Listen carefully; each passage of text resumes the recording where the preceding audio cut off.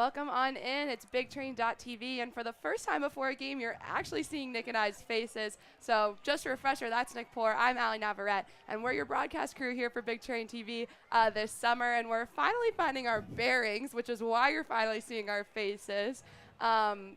Thinking we've got the technical difficulties taken care of. Outside of my laptop possibly never working again after yesterday's rain out, which I'm sure you guys heard the lovely clip of Allie and I going, we're all under the tent. Oh, my God, it's pouring. That was crazy. If you weren't watching, last night was the first road game of the season for the Big Train. We headed to South County High School, and top of the 8th, Big Train had just taken the lead, and then there was just like a torrential downpour. Had to call the game. I think that will be continued on June 27th when they play host to us again, DC Metro, SoCo Metro Braves. I think they're just the Metro Braves now. No, I thought they were always SoCo Metro. Well, I think it was Metro SoCo. And now it's just Metro. Either way, we're playing just the Cropdusters today. Yeah, so today, Big Train facing off against the Cropdusters here at Shirley Povich. It's a sold-out crowd. It's COA Sports Night and Woodacres Elementary School Night. Go Wildcats. I'm a former Wildcat, so had to give Woodacres the shout-out there. So it's, again, sold-out crowd. And Big Train got their season started with an exhibition game against the Cropdusters on Saturday. Ended up falling 6-0. Not the best performance, but rebounded in opening night to get that win over the Thunderbolts. Oh, yeah, that was a great opening night against the Thunderbolts, almost blowing it late, then coming back at the very end, Amelia M.P. Trey and Colton Hegwood. No. Peyton Schultz. With the walk-off. With the walk-off double is what he was credited for. Again, yesterday's stats will not be counting, so we'll be talking about yesterday's performance a bit, but that game is technically not finished. Yeah, I believe what will happen is they'll revert.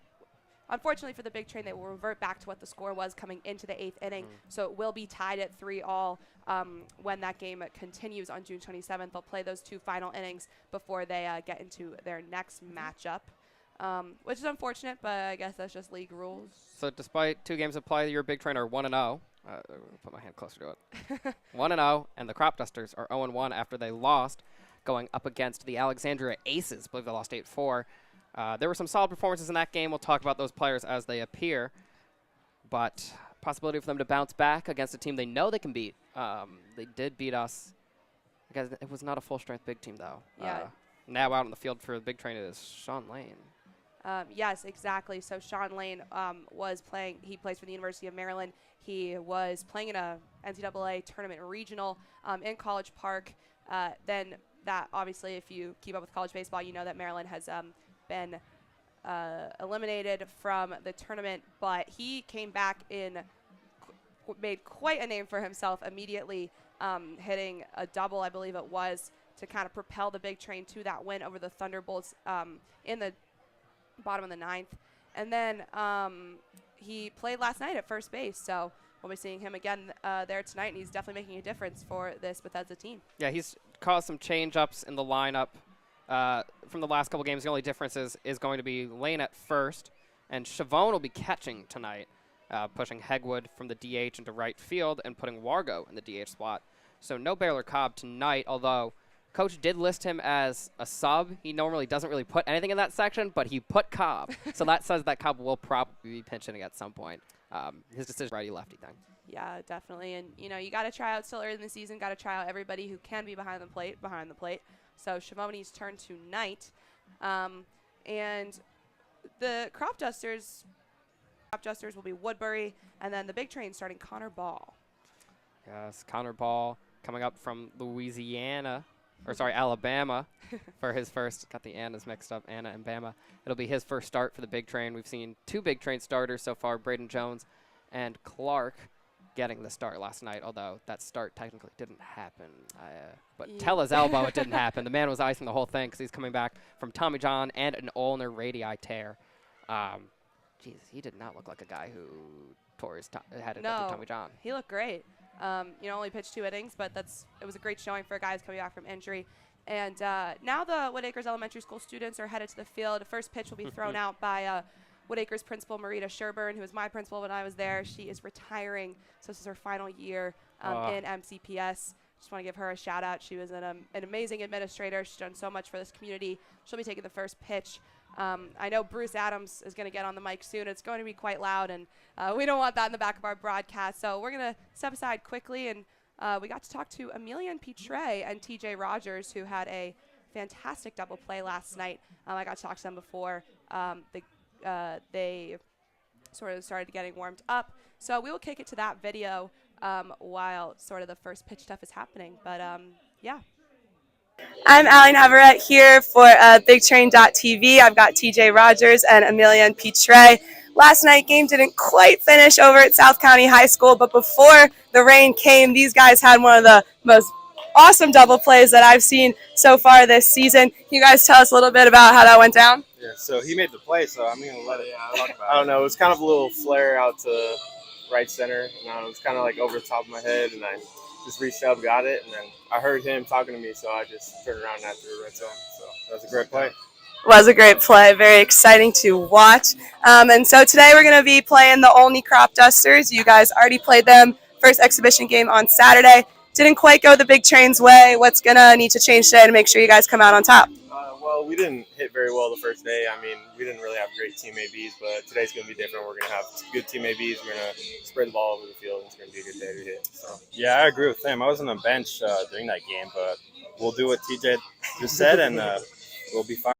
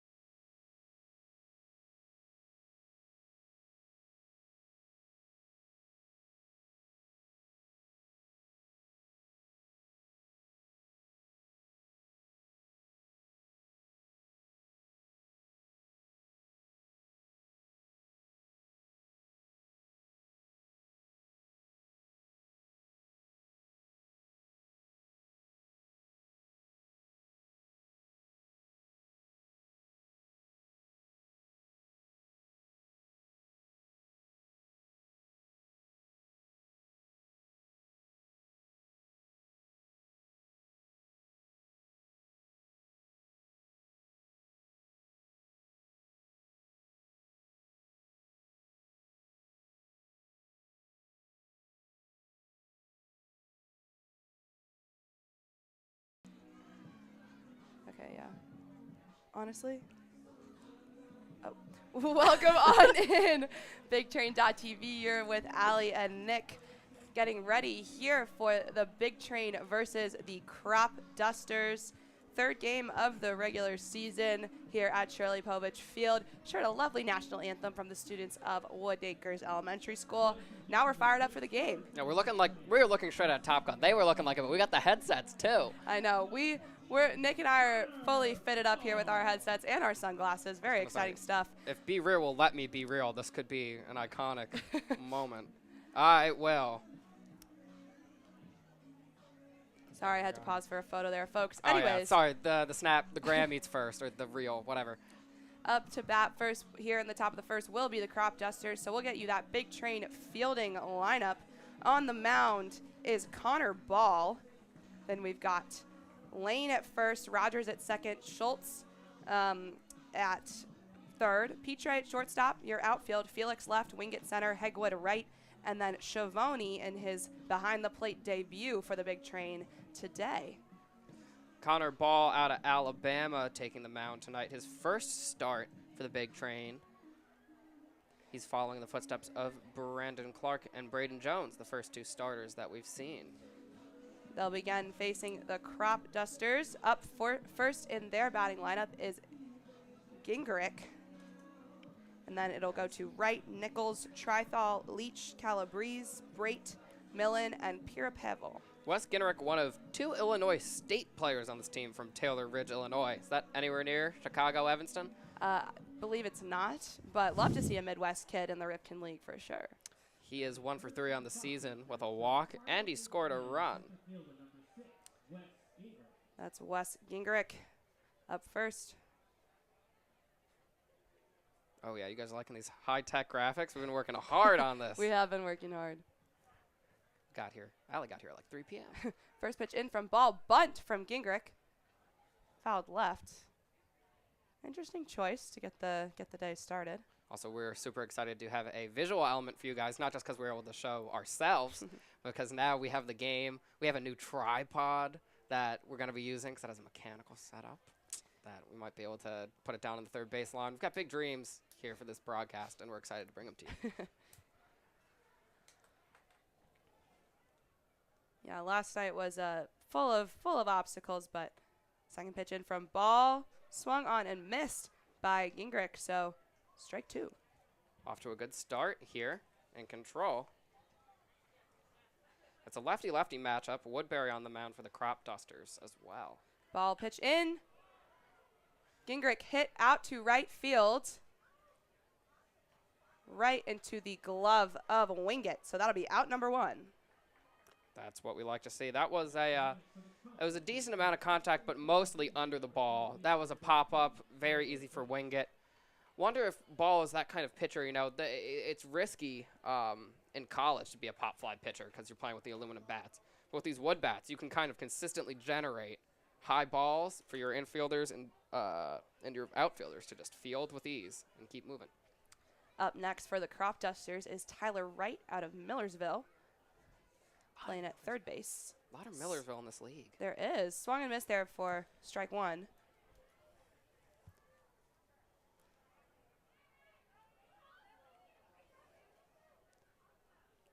Batted .305 this past season with 31 RBIs at Millersville. He's got a good bat. Ball in there, swung on and missed again. Ball finds himself ahead in the count again. He's thrown 5 pitches and 4 strikes, 1 pop fly. Ball the 0-2. Comes in for ball 1. Ball and ball. It's going to be confusing today.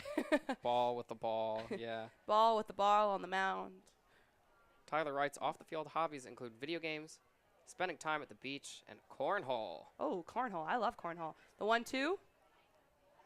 That one a bit high. You gotta come out but they'll call him out. Oh, wow. For strike really? 3. Took his time there. Wasn't sure he was going to get it, but the first K for Connor Ball, and that's 2 outs already. we got someone was giving away a free cornhole set. So now my friends and I have a set for the summer, and we are ready to vibe. It's such a summer game. Oh, yes. I love. We had it set up in the hallway in our dorm, just playing. And guests did not like that. Ooh. First pitch into Greg Nichols, a strike. He swings and misses on that one. If I'm counting right, that's the 5th whiff we've seen Luke Ball generate in 3 batters. Jeez. Across 9 pitches, that's almost a 500 whiff percentage. In there, and he swings and misses again. 0-2. Nichols, another Midwest boy out of Illinois State, struggling against Connor Ball. I mean, regardless of if that last pitch there against Wright was a strike or a ball, he's just dominating. That one low and into the dirt for the first ball. For Ball. You know, now I don't feel that bad when you don't laugh at my jokes. It's just simply his name's getting you good. This is the other Illinois State guy here, actually. Yes. The 1-2 swung on and missed, but got a little bit of contact there.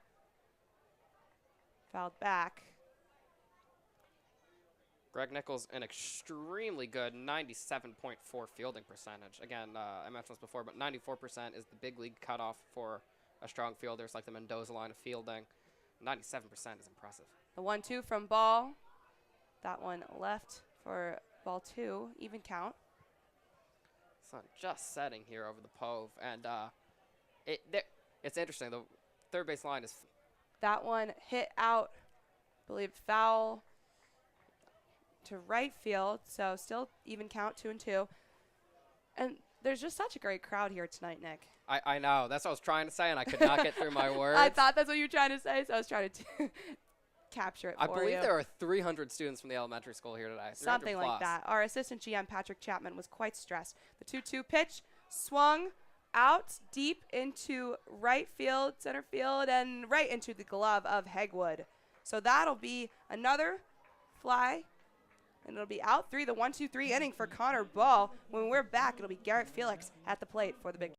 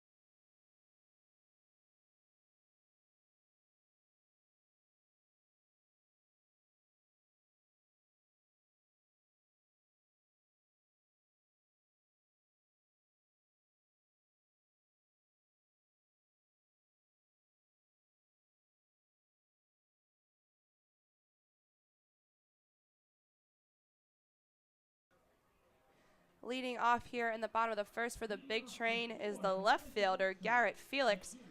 That's Justin Woodbury, sophomore at Dixie State, on the mound for the Cropdusters.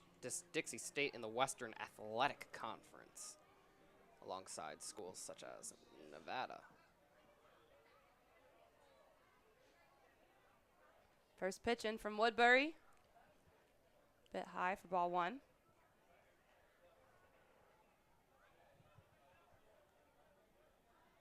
Justin Woodbury, big Orioles fan, local boy. West Friendship, almost in Missouri, Maryland. Not Missouri. I mean, maybe there were some people in West Friendship, Missouri who are Orioles fans, but that might just be one guy. He was a red shirt in 2021. 12 innings pitched this year with 8 earned runs.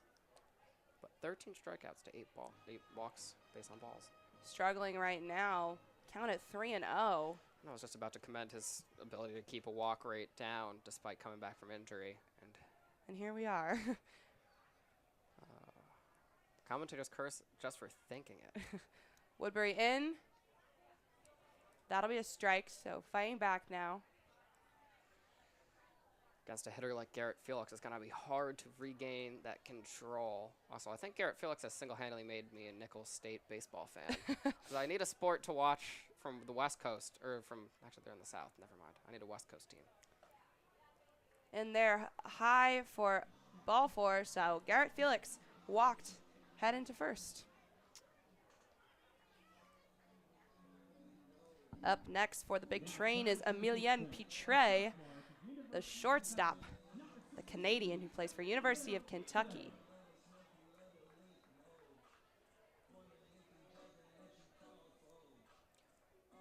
Thank you again to Pitre for letting us talk to him pre-game. Yes, lovely little double play with TJ Rogers last night. Had to ask him how it went down. Yeah, oh, that catch by Rogers. It was wonderful. First pitch, a strike from Woodbury. Pitre again had a great first game, 2 for 4 with 2 RBI as the Big Train won 3-2 over the Tacoma Thunderbolts. He hit well last night, too. Pitch comes in, swung, chopped out to the shortstop. He gets past him, so Felix coming into third, and Pitre will get it to first. Not so great fielding there, and the Big Train have a runner in scoring position. God, Felix a blur. I thought he was just at second. By the time I look up, he's already on third. Runs so fast. Did get caught one time last night, if I'm not mistaken. Got a little happy. Could have just stolen second, tried to go for 3. Didn't quite happen, but he's quite fast. He's really got the wheels. Up next is Peyton Schultz, the third baseman for Bethesda.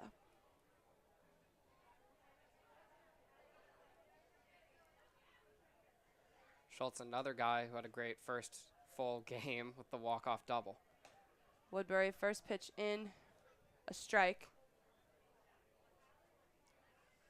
Yeah, he was the opening night hero. Oh, yeah, it was great getting to talk to him after the game. That's up on Twitter for those of you interested. If you can't get enough of your Big Train.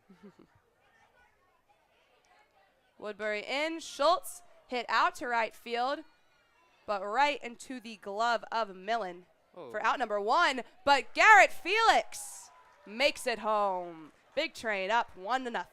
All due respect to Millen, though, that was a great throw. Hard to keep up with the speedster like Felix there, but that was on target, and he knew he was going to have to throw. You could see the way he approached the catch. It was mostly a preparation to throw.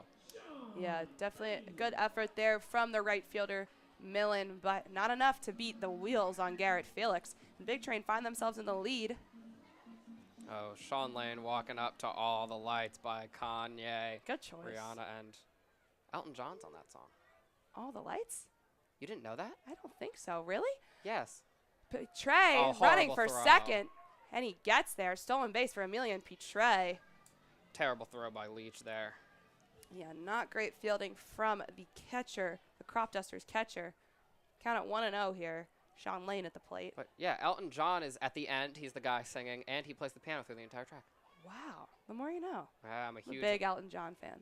Yeah. So am I. I saw him live at the Barclays Center. I had friends who saw him in Chicago. I was very jealous. I would be very jealous, too.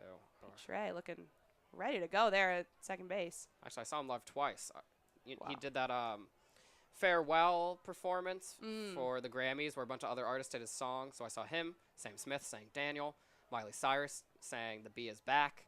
It was Maren Morris did Mona Lisa's and Mad Hatter's. Amazing. I love Maren Morris. Another fun fact. Country, so I know you're probably. No, actually, I like Maren Morris. Great. Sean Lane hit out to right field. Millen making a run for it, and he gets the catch. What a catch for Millen. Pitre now running to steal third, and he'll make it safe. Good heads-up play for Pitre to tag up there. So Sean Lane gets the second out of the inning. Another great catch from Millen, but great mind there from Petre to run, get to third. Up next, number 9, the center fielder, Trey Wingett. Wingett, California.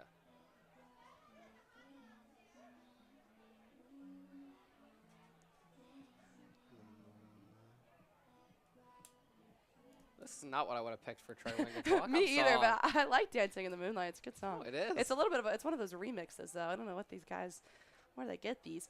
First pitch from Woodbury, swung on and missed. He's from he's a Cali boy, so he's definitely got his ear to the music scene, I'm sure. Originally from Utah, but yeah, goes to school in California. So, I believe St. Mary's is near Los Angeles, if not in. I think it is too. I believe GW made a trip out there to play them in Cal State Fullerton last year. Pitch comes in there. Another strike, so Woodbury finds himself ahead in the count, looking to get out of this inning without sending Petre home at least. Woodbury giving up 1 hit, 1 walk, and 1 earned run so far.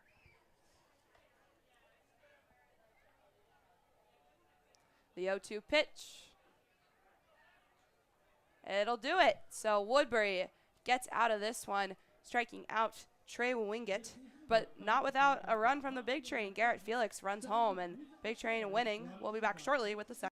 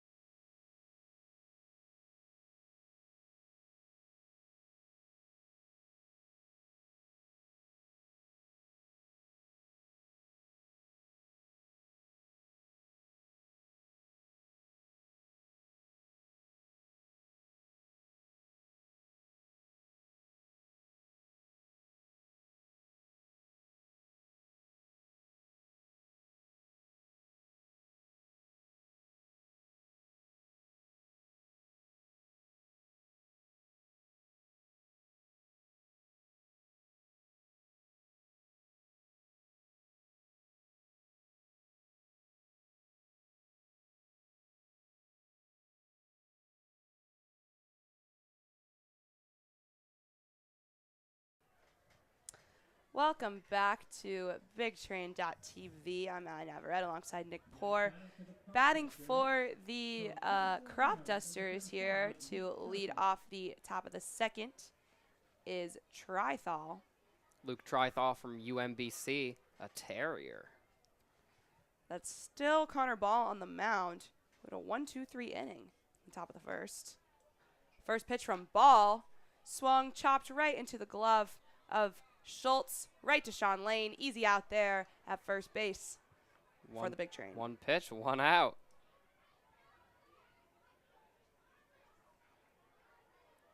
Connor Ball taking care of business. I have been so impressed so far with this Big Train pitching staff, Nick. I have been blown away. Great start from Braden Jones on opening night, and then another great start from Brandon Clark last night. And then Jordan Little came in. It was electric. First pitch in, swung back, fouled behind our booth for strike 1.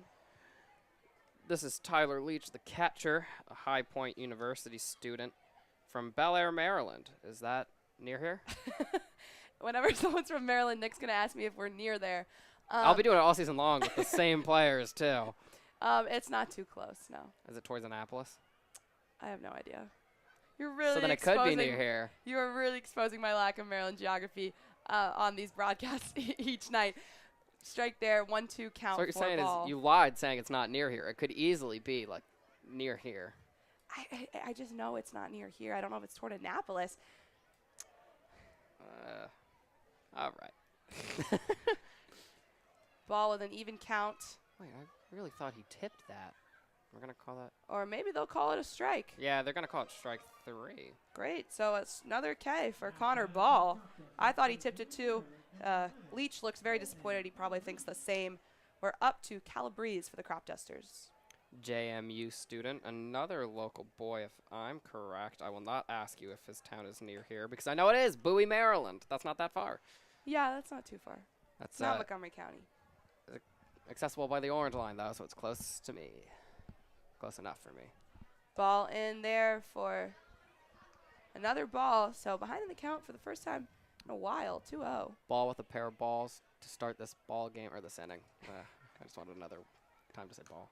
That one fouled right back into the fence, almost coming toward us. You probably heard Nick's reaction. We know there's a net, folks, but it never fails to get us. Sorry. Allie flinches. I make weird noises when it happens. That's just what you got to get used to. Coleman Calabrese again at the plate for the Cropdusters. The 2-1 pitch outside. 3-1 now. Coleman batting 171 this season for JMU with 6 ribbies. In there, and he'll walk Coleman Calabrese. The first walk for Connor Ball. All right, you know what? If you're going to walk a guy, here is not the worst time to do it. 2 outs already. Coming up to the plate is Bray. Andrew Bray out of Central Florida. No stats for Central Florida this season. He's made 1 plate appearance, I believe, for the Cropdusters, and he drew a walk. So we'll see if he can put a runner in scoring position the easy way here. First pitch in from Ball. A ball. Count 1-0. Bray playing shortstop today for the Cropdusters. No, Ball is a gym rat. Ball's up all night. That almost worked. That was a lot. Yeah, it was a lot. Pitch in high again. Ball 2. Count 2-0. He's behind again. Ball struggling with his control, like suddenly here. And you can tell he backed off that pitch, too, to just try and get it into the zone. Still very high. Ball in again. Another ball. That one right, kind of low. 3-0 count. His release point was better on that one, though. He's been releasing too high, which is why he's high. That one was just a little bit of a wayward pitch. Different problem. He fixed one of them. Runner on first. You don't want to walk him here. I'll call a strike. So ball stays alive. 3-1. That was the corner he was trying to paint before. Oh, I can smell sunflower seeds. Is that what that is? I think. No, it's the popcorn. It's giving popcorn. You're right. You're right. Ball eyeing Bray, but sends it in. Strike 2. That one full count. Fairly down the middle, but Bray laying off it. Bray now with the full count. Now or never for ball comes in. Bray hit down. Just misses the glove of Trey. Bray rounding second and third, but they'll tag him out before he can reach third base. So Bray got a little run happy there. Tries to steal second and third. But great play there from the Big Train to take care of business. Another inning scoreless for the Cropdusters, and we will be back with the bottom of the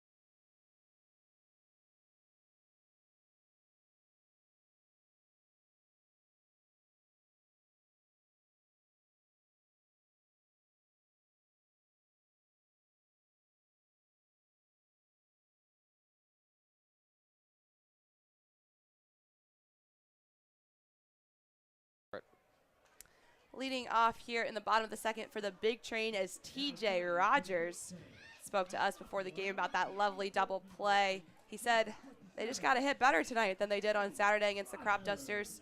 So let's see if he can deliver on his promise to Nick and I earlier. Look, sometimes it is that easy. The bats were just not swinging for them that night. First game of the season. Honestly, bat has not been swinging for TJ much this season, sadly. Oh! That one fouled out behind the first base bleachers for strike one. That noise was not out of fear. That was out of an impressive cut, as I'm saying. He went 0 for 4 in opening night. That was a hefty swing.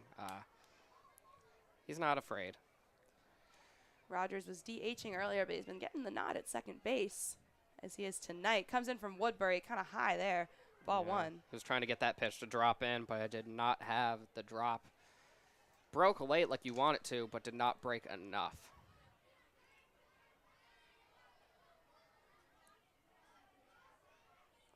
Woodbury fires. Rogers able to hold back his swing there for ball two.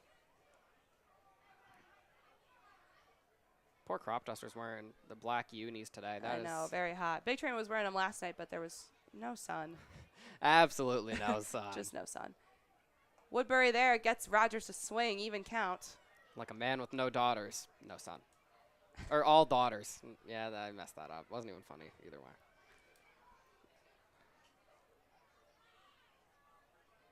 TJ looking for his first registered base hit of the season. Woodbury, that one goes over the catcher, Leach, for ball three, full count.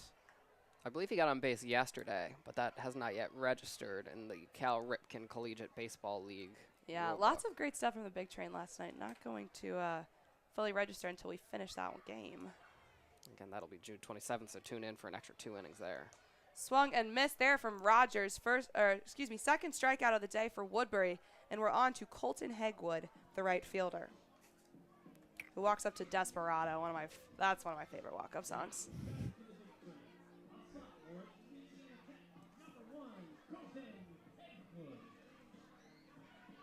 Diamond Dog come up to the plate, Colton Hegwood. One of the Louisiana Tech boys, him and Baylor Cobb. Hegwood another 0 for 4. Hegwood down, line drive to left field for a base hit. Commentator's curse working my way there. I was about to say he was 0 for 4 with 3 strikeouts opening night, but there's a single. Hegwood pushing it to Clay Wargo, the DH today out of Coastal Carolina. You know, I got to say it, the shot to clears. Clay Wargo. Redshirt sophomore from Huntingtown, Maryland.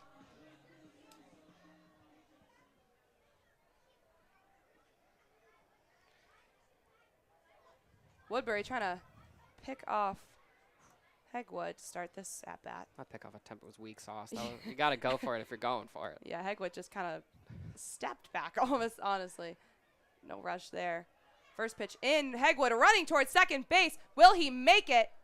They'll call him out.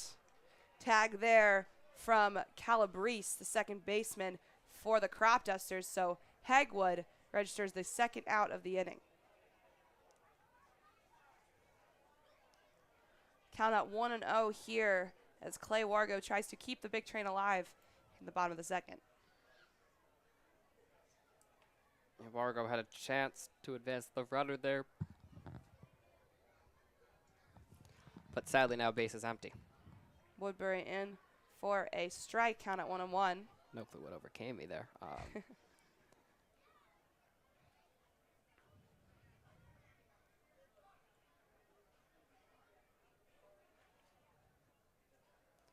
Woodbury fires. Wargo hit back and into the parking lot. Our lovely sound effect. Last night, folks, if you were listening, a foul ball actually did hit 2 cars. Luckily, hopefully no damage done. That one car definitely has a ding in the top because you could hear a solid thump. Yeah, it was a thud, but no windshield, and that's what's important. I gotta disagree. It was a thump, not a thud. The 1-2 pitch into Wargo high for an even count, now 2-2. If Wargo should get on base, Shavoni is on deck playing catcher for the first time for the Train.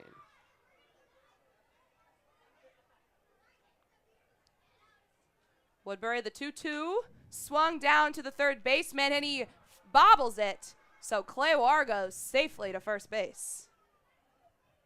He's going to reach on an error there. Error by Tyler Wright, the Millersville product. Great hitter, sadly not translating to the field there.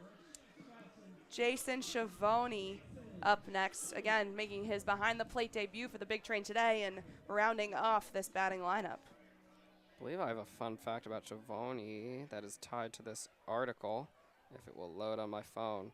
Yeah, he wasn't originally a catcher at JMU. He was starting shortstop at St. John's College High School, but then started playing a little catcher there, and now suddenly everyday catcher for JMU. First pitch in from Woodbury high for ball 1. Shavoni, St. John's College High School, that's in Bethesda. Would you look at that? Patrick Chapman went there. Splash zone. Our very own assistant GM, Patrick Chapman. The Sage-wise college junior. Woodbury in. Shavoni had to back up a little from that one. Ball 2. A little bit of a brush back there from Woodbury, yeah. Woodbury definitely wanting to take care of Shavoni and avoid getting back to the top of the order with Garrett Felix. Felix, the scoring run in that first inning, off a walk he reached all the way around. Shavoni fouls that one back for strike 1. That was a quick 1-2-3 for the Big Train in the first inning. A walk from Felix, a single from Petrie pushing him to third, and then an RBI pop fly from Schultz. A sac fly, I should call it.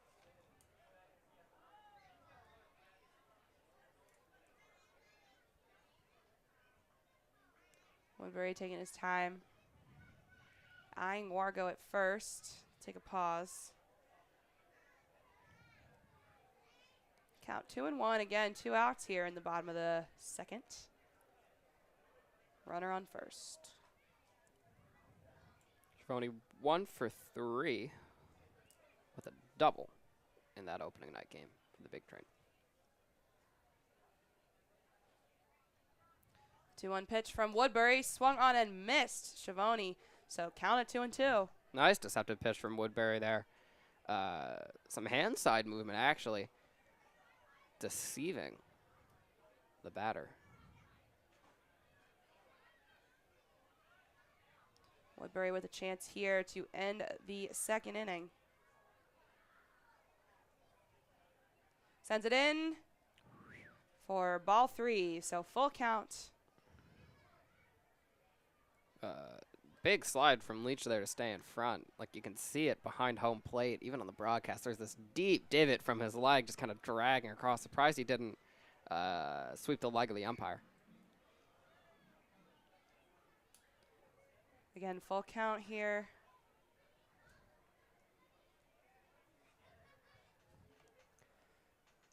Woodbury the 3-2. Shavoni deep into center field. Will it drop? Yes, it will. So Jason Shavoni to first, sending Clay Wargo all the way to third base. And the Big Train stay alive, back to the top of the order with Garrett Felix. Suddenly in danger is Woodbury. Started this inning pretty well. A strikeout, gave up a single, but then was able to catch him stealing thanks to the work from Leach behind the plate. Then Wargo reached on an error, and Shavoni has pushed him to third. And suddenly, Felix with an RBI chance. Felix walked in his last at-bat. Woodbury in, down, low. I want to walk Felix here, then you load the bases. Not be good for the Cropdusters. For the super talented contact hitter, Emilian Petrie, too, who's singled in 3 out of 5 of his registered at-bats. Woodbury trying to pick off Shavoni, but again, not the most aggressive pickoff attempt there. God, I've picked out, like, an outfit faster than that. Or, that didn't work. Pitch in. Strike 1. My 80-year-old grandma would throw faster than him. No, That's what I'm looking for. Nah, that was too much. She wouldn't. She just simply wouldn't. Hey, you've never seen Nanny throw. She's got a cannon. Woodbury the 1-1. Ball 2. Again, 2 outs here. In the bottom of the second. Woodbury really digging a hole here for himself. Facing Garrett Felix, very talented batter. 2-1 pitch in. Felix fouled back. Even count now. Felix, one of the few players to be hitting 300 in D1 over at Nicholls State in Louisiana. Multi-talented threat. Could call him a 5-tool player, but I'm not so sure about his power. We haven't seen that yet. I'm not saying he doesn't have it, though. Yeah, but the speed is what he's really been showing us, and it has been spectacular. Speed, contact, fielding. He's got all that. 2-2 in, and Woodbury gets it done for the strikeout. Do or die situation there for Woodbury, but he makes it happen. We'll be back shortly with the top of the third.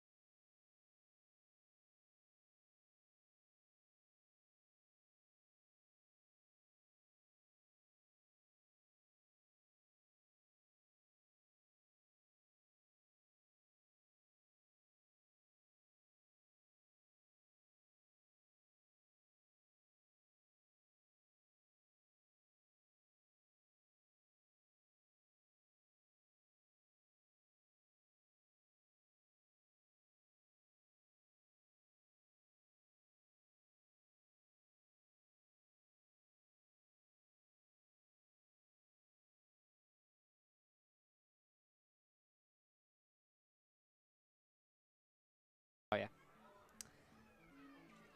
Connor Ball will remain on the mound here as we head into the top of the third for the Big Train, and up at bat will be the right fielder Millen, who had some good catches there to take care of business for the Cropdusters in the bottom of the second.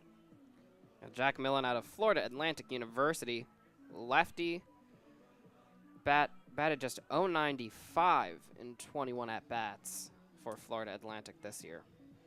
But he seems to be more of a fielding player based off what we're watching today. I mean, they got him batting 8, so definitely a guy who can contribute. His first at-bat today.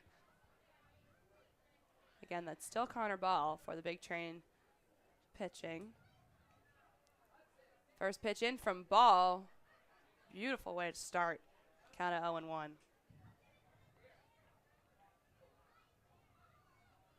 Deals quickly for 2. Swing and a miss there. Ball yet again ahead in the count. I feel like when he's been able to get that 0-2 lead, it's been pretty successful today.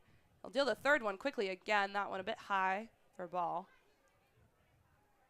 For Ball or for a ball? For or both? A ball for Ball. Yeah.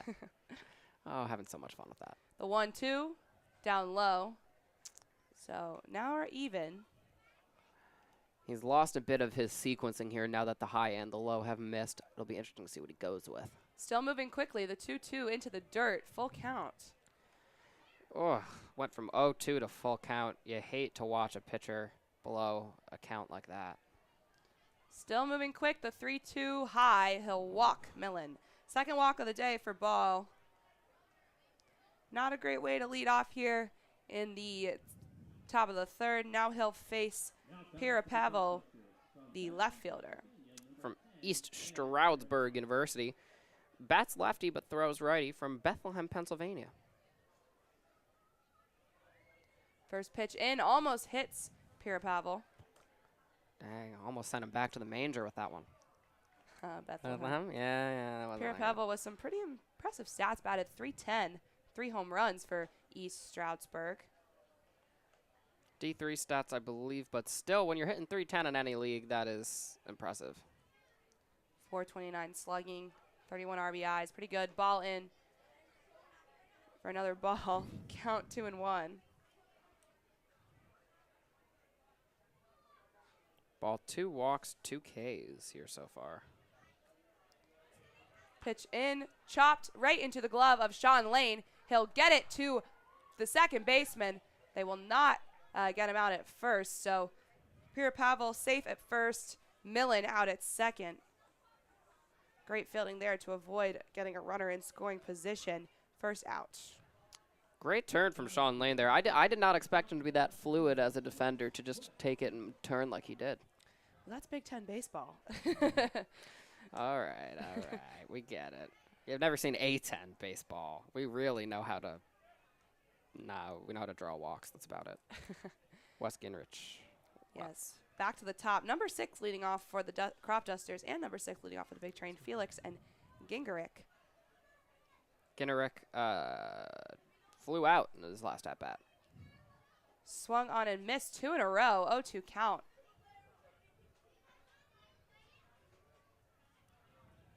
Ball showing his stuff here again.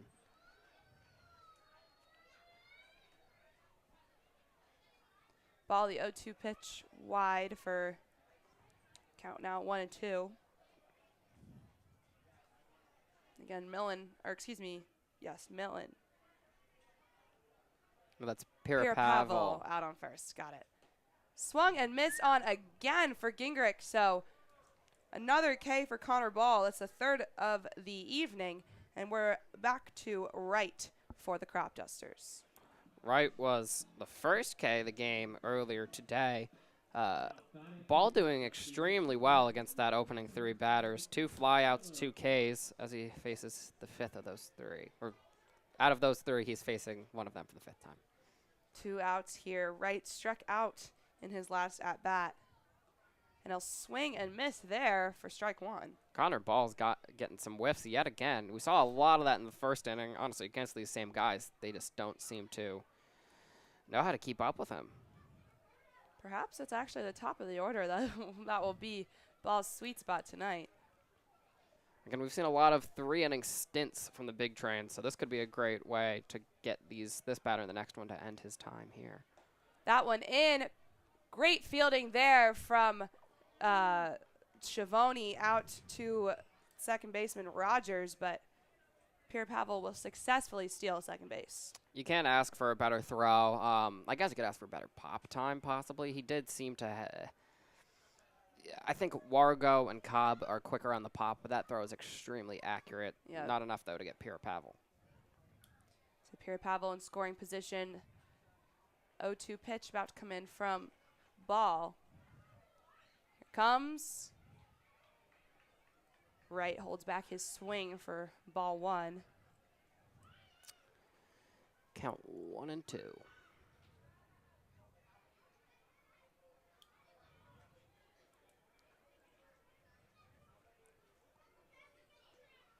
Ball, the 1-2 pitch, swung on and missed by Wright.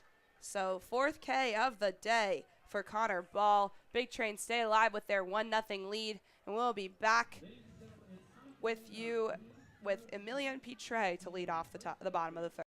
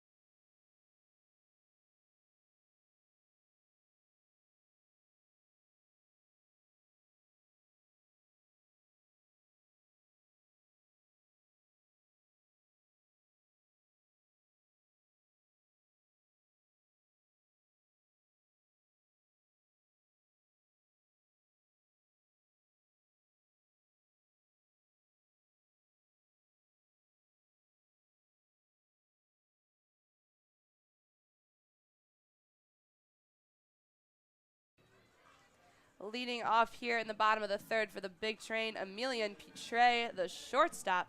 That is still Woodbury on the mound for the Cropdusters.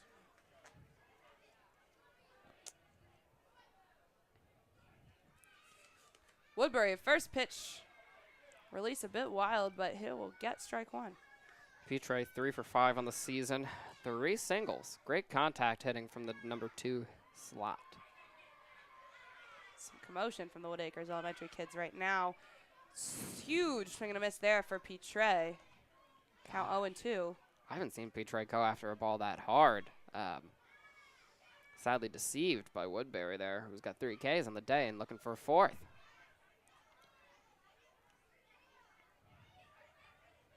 Woodbury, the 0-2.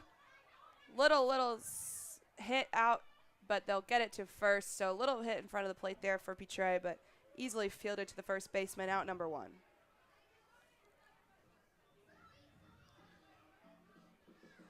Up next, the third baseman, Peyton Schultz. Peyton Schultz, responsible for 2 of the 4 Big Train runs in the season. In fact, Pitre is responsible for the other 2. RBI pop fly earlier in the first inning.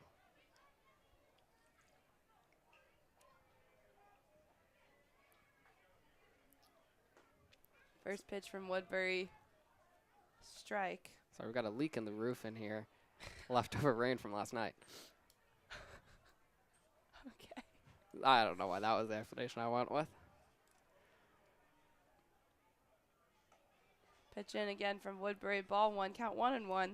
Also, I cannot wait. I'm going to announce it now that we're doing a deal with Catalyst Hot Dogs where we're bringing them up in the booth. We're going to talk about hot dogs for a little bit and maybe eat a hot dog. Hopefully soon. Nick and I have yet to try a Catalyst hot dog. If you make it out to the Pove, you should. Schultz hit deep into left field, all the way back into the corner by the warning track. Easy 2-base hit right there. Love to see it. Stand up, dub. Peyton Schultz, a very impressive hitter so far for the Big Train. He brings up Sean Lane now, the first baseman out of University of Maryland. Lane last at bat popped out. Sorry, did I just take the words out of your mouth with that one? No, Okay, you're good. You talk about it. I'll talk my talk.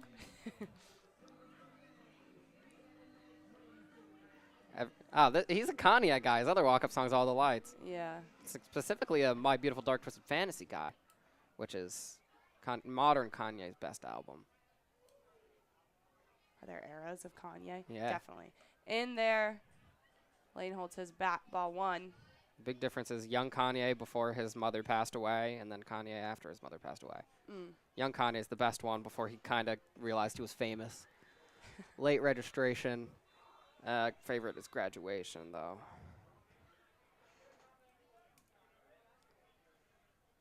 I'm sure you don't listen to Kanye as a T-Swizzle supporter. Well, I like some Kanye. Pitch in from Woodbury, strike 1.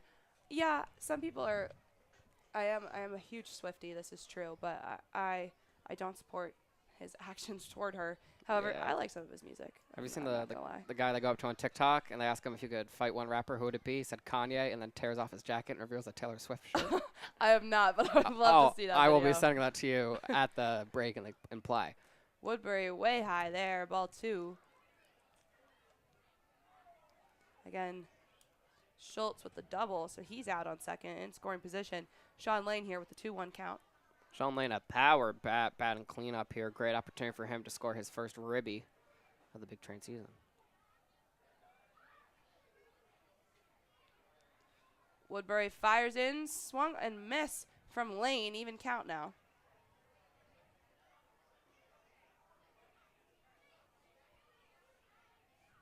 Plus, that bat feels like it's been going for a while, despite being a 4-pitch at bat. I know.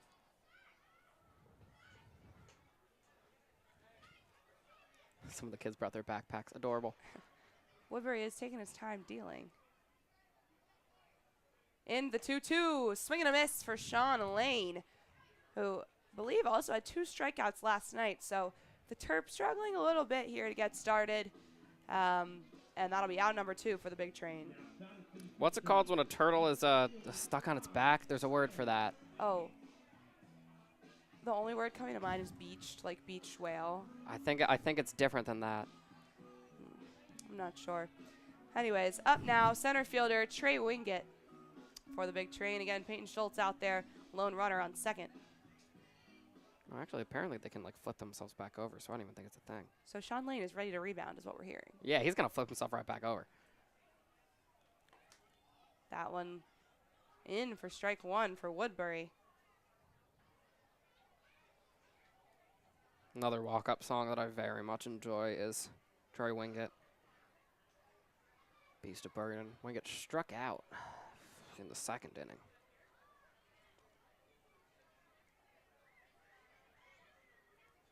Woodbury eyeing Schultz there with the hefty lead. Second base bag. Schultz almost went. Really looking at him.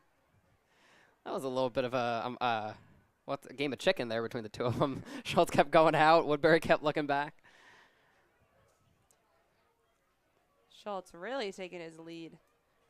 Ready to run for third. Right back to where he started. Surprised the shortstop's not shading over more. Woodbury into Wingett, swing and a miss. Count 0-2. Woodbury with a chance to end the Big Train's run here in the bottom of the third. Wingett trying to avoid a second K of the day. Center field.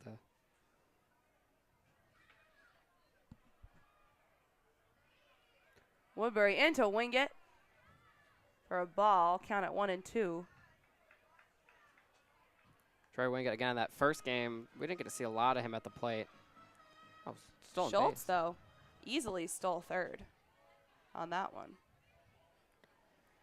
Wingett was hit twice on the first pitch as well by the T-Bolt pitcher. But when he did get a chance to swing, he was 1 for 2 at the double.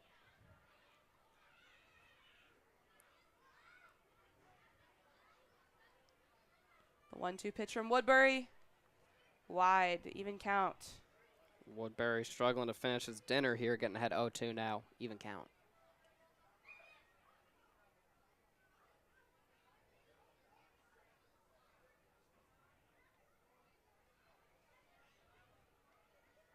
Again, Schultz on third now. Ready to run home. The 2-2. Huge hit out to left field for Wingett, but it'll be caught by Pierre Pavel. That'll end the inning. Still 1-0 Big Train. We'll be back shortly on BigTrain.com.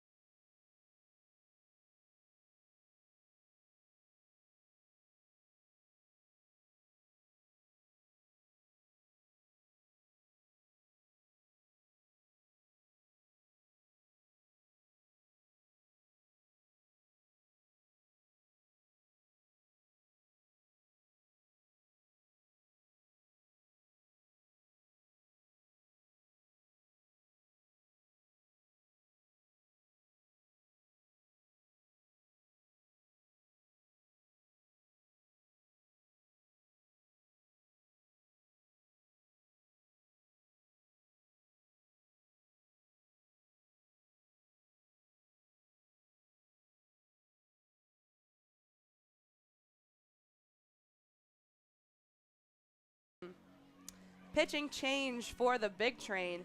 Credit to Connor Ball, 3 scoreless innings there, but they'll bring in a new pitcher, Eric Richie. Left-handy. Left-handy Eric Richie. Left-hander, sophomore out of East Carolina. And he'll be facing Nichols for the Cropdusters. Nichols who pop fly to get the out in his last at-bat.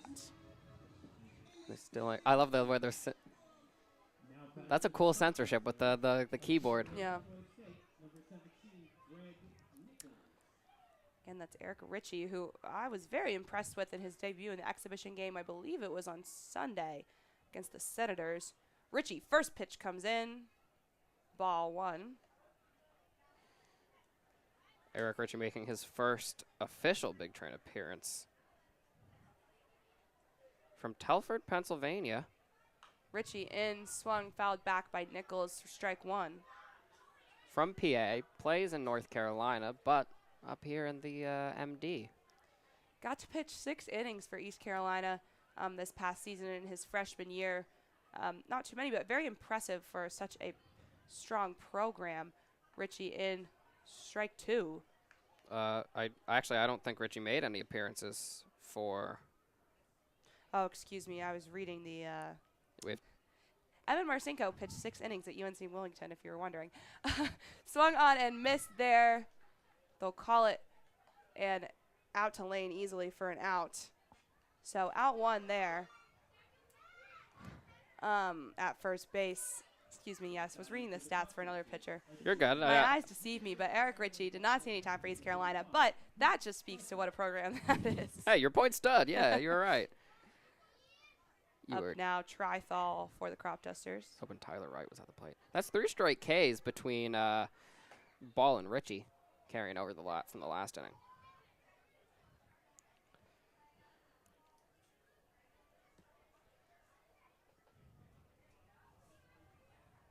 First pitch, a ball. Richie deals, fouled, high, out of play. Oh, that hit a tennis ball. So strike 1 there for Trithal. It hit a tennis ball and just died, but that tennis ball went flying. Transfer of kinetic energy there for you little physicists.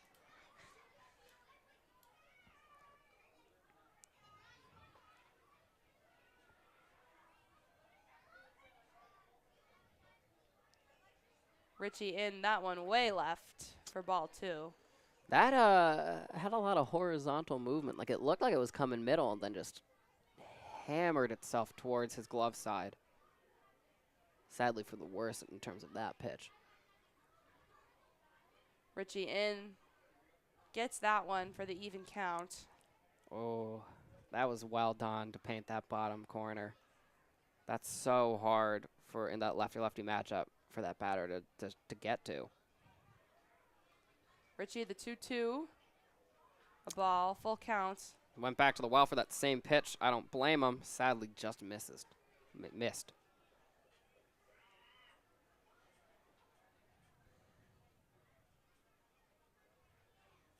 Richie, full count into Trithal. That one flies over the head of Shavoni. Shavoni. So, wild pitch will send Trithal to first base. It's going to bring up Leach, who struck out in his last at-bat. Tyler Leach, straight out of High Point. The catcher today for the Cropdusters. Just one out here. Top of the 4th. Chance to get something done. Richie in. Beautiful for strike 1.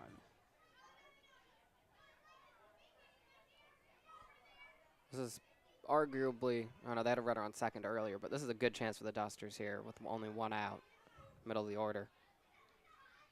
Richie in, swing and a miss from Leach. He's ahead in the count. Chance to retire a batter here. I got to credit you for calling them the Dusters. That was your invention. Yeah, top of my score sheet, Dusters. Definitely sounds cooler than nickname. Cropdusters. T-Bolts, the train, all of them got something. In there, Richie. Ball, count 1 and 2 now. How do we? Oh no, they'll call it a strike. He strikes out Leach. That's a bad call. I'm just gonna say it. That was a ball. Well, train will take it. Strikeout number 2, I believe, for Richie. Yep. Calabrese coming up now. He walked in the second inning.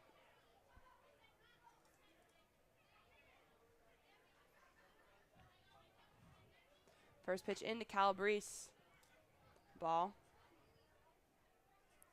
Coleman Calabrese from JMU. He's a middle infielder. Today, though, he is playing, middle infield. He's playing second base. His father played baseball for UNC Greensboro back in the 90s.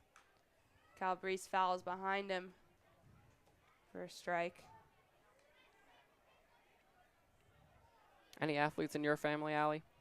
My cousin plays club rugby at Boston College. All right, that's a thing. I've got some cousins who are really good swimmers. One of them swam for UVA, national champions. Big deal there. UVA women's swimming, very good program. Count 1 and 2 now. All I got is an uncle who's not actually related to me was so close to making the Olympics. My aunt would kill me. She played on the first Division I team for Georgetown women's soccer. It was their Division I, inaugural team. She was. Richie, wild pitch. But Shavoni will take care of it, get it to Lane to first base, call him out. So Richie takes care of the Cropdusters. Not the smoothest performance, but he gets it done, and still scoreless for the Dusters. We head into the bottom of the fourth.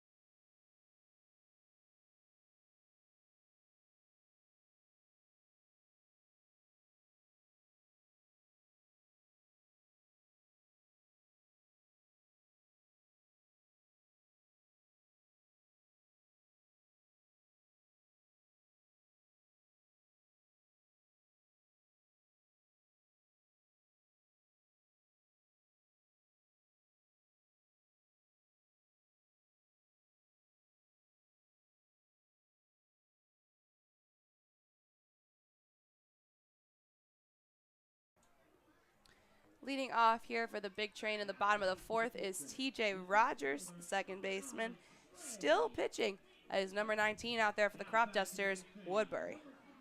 Woodbury so far, 1 earned run, 1 walk, 3 hits and 4 Ks. A solid performance. He struggled a little early in that first inning, but it has gained control the further we've gotten in.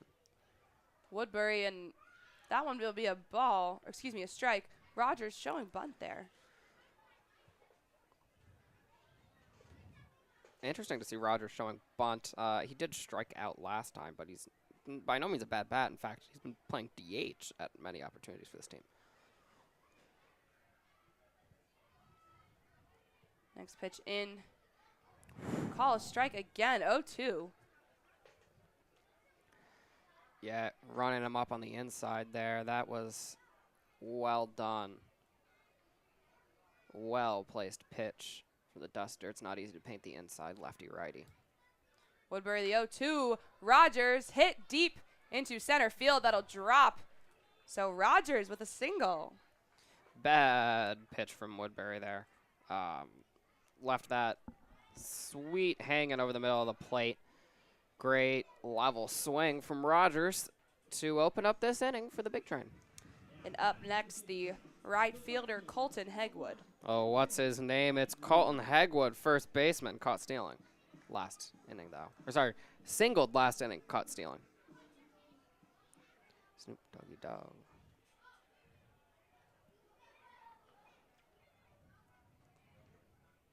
Woodbury first pitch in, and Hegwood also showing bunt. That one almost hit him. Who's doing the limbo? He was. He backed up. Quite a dramatic little back up there from Colton Hegwood.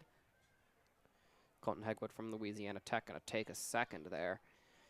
I would take a second there, too, if I were him. Woodbury, another attempt to pick off the runner at first, but Doesn't make it happen again, so back to face Hegwood.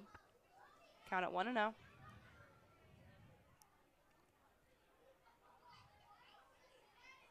Into Hegwood, showing bunt again. He makes it happen. What a great at-bat for Colton Hegwood.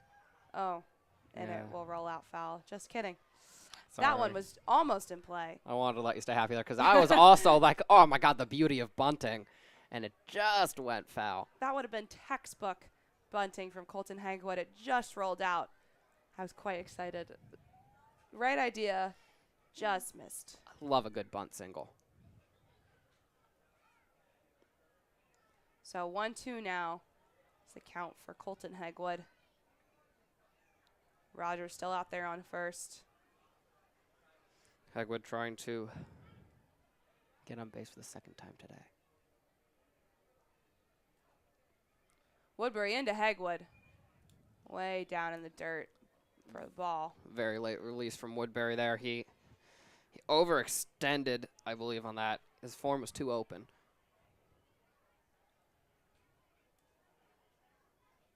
See if he can get back to the strike zone here as he... I thought there were 2 strikes on that, but... I believe the scoreboard is wrong. I think it should be a... It should be 1-2. Yeah. In there to Hegwood. Another ball.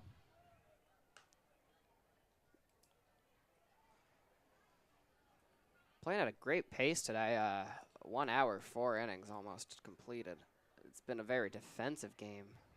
Well, actually, the Big Train have had some opportunities, but Cropdusters struggling to get something going. Woodbury eyeing Rogers out at first. Take a pause.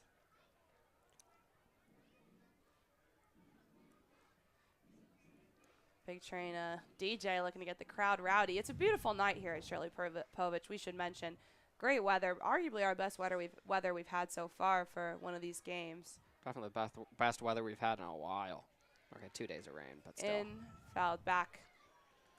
Count 2-2. I strongly disagree with the scoreboard. Scoreboard's telling us 3-2. But I do not remember a third ball being thrown here.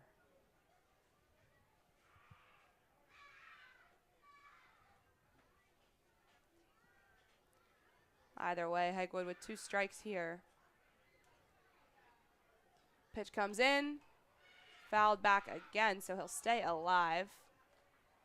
No out still for the Big Train. This at-bat's been going for a while. Hegwood fouling off a lot of pitches, making Woodbury work for it.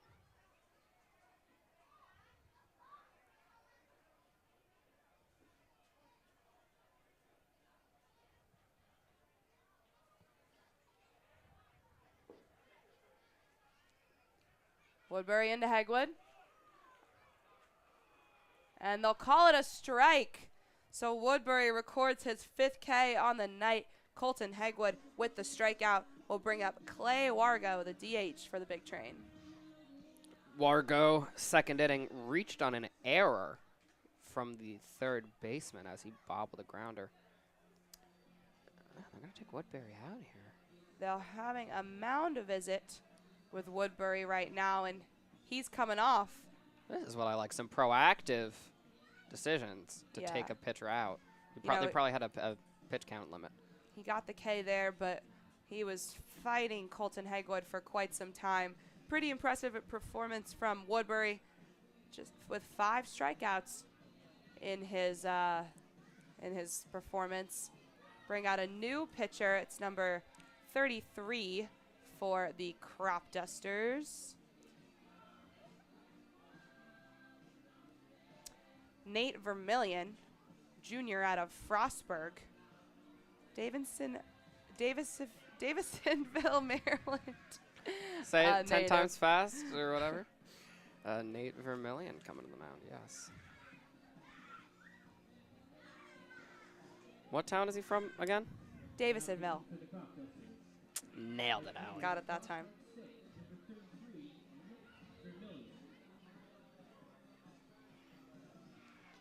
Vermillion battling an injury this past season. Season before, pitched 6.2 innings for Frostburg. some D3 ball right there.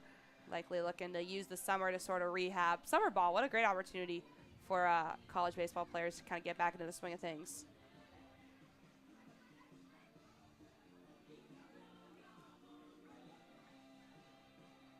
Really hoping we get some Gregorio's pizza left over from this game, but with the number of kids out there, we're definitely I don't not. know. It's quite the crowd tonight.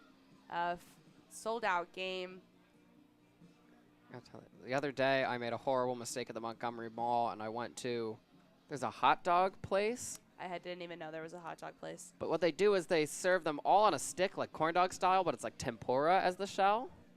But Okay. I don't know why my brain went, yeah, I want the one that's only cream cheese inside. So it was just a tempura shell stuffed with hot, cream cheese? just hot gooey cream cheese inside. Was it good? The cream cheese was good, but the shell tasted like mall. I'm very sorry to the hot dog place I will not name, but You're not going to do them like that on there. no, it tasted like the shell had come off the mall floor. Ugh. I took one bite and I was starving. I'm like, I need to eat this, but I really can't. Brutal. I ended up going to Dairy Queen after for some healthy ice cream to solve that pain. You know, Dairy Queen actually isn't ice cream. Nowhere on their menu do they state that it's ice cream. Oh, they just call it soft serve? Yeah, it doesn't have enough. It's always like a blizzard or Oh, a yeah. sundae. Doesn't have enough dairy to be legally called ice cream. Interesting. So, Yeah. Rogers still on first as Clay Wargo comes up to bat for the Big Train. Again, that's Vermillion on the mound now for the Cropdusters. Vermillion, first pitch in, strike one. Off to a good start there. Frostburg pitcher working his way back.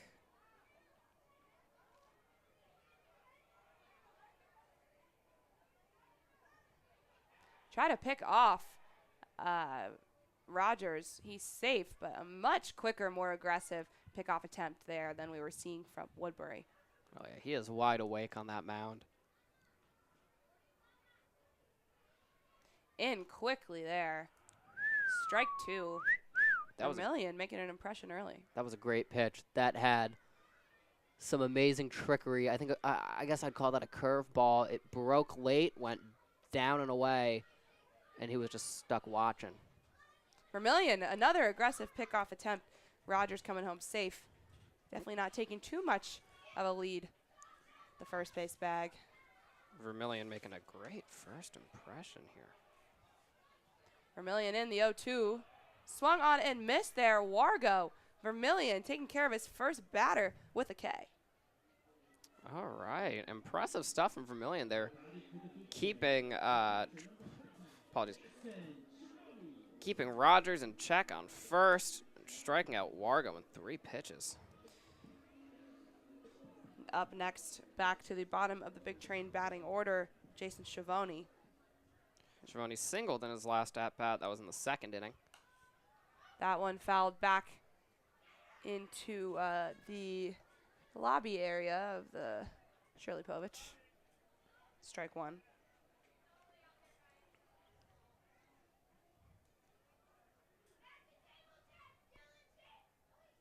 Vermillion still kind of eyeing Rogers before he senses these pitches. Rogers trying to steal second base. They'll call him out. Not successful. Great fielding there from Leach behind the plate. Quickly getting it to Calabrese. And Nate Vermillion doesn't have to do much to take care of business there in the bottom of the 4th.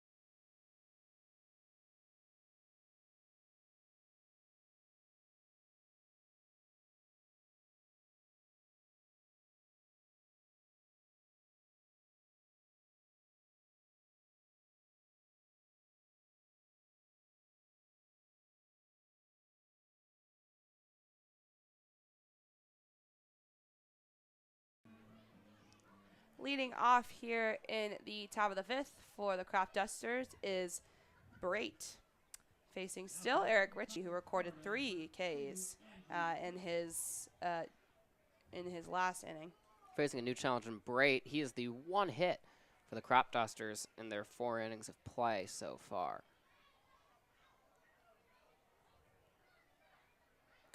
Richie sends that one in hot, but ball 1.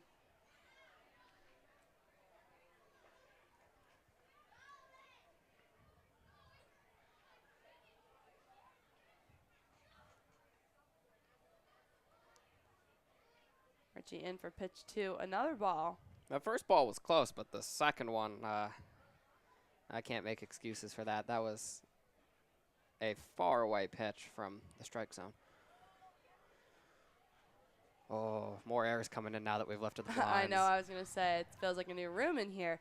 Richie in, sort of almost identical, ball 3. Batters count here. Not the way you want to start the top of the 5th. He really needs to release later. He's continuously out to the right. Needs to get over that zone. Richie in. There we go. Beautiful pitch there. 3-1. Working his way back into this one. Straight down the middle, but hey, look, it's a 3-0. The batter's not going to swing. Throw your heater over the plate. That's all you got to do.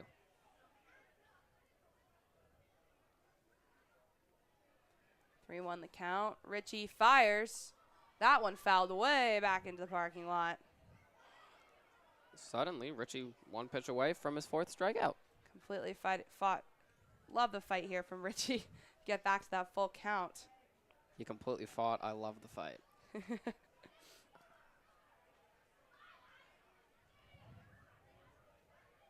Richie, the 3-2, comes in high. So he'll walk Bray Millen up to bat. Oh, that for naught. Richie, a 2-outcome pitcher. 2 walks, 3 Ks. He's either going to send you to your base or send you packing. Milan, who's made some great plays in the outfield today, and drawn a walk up at the plate now.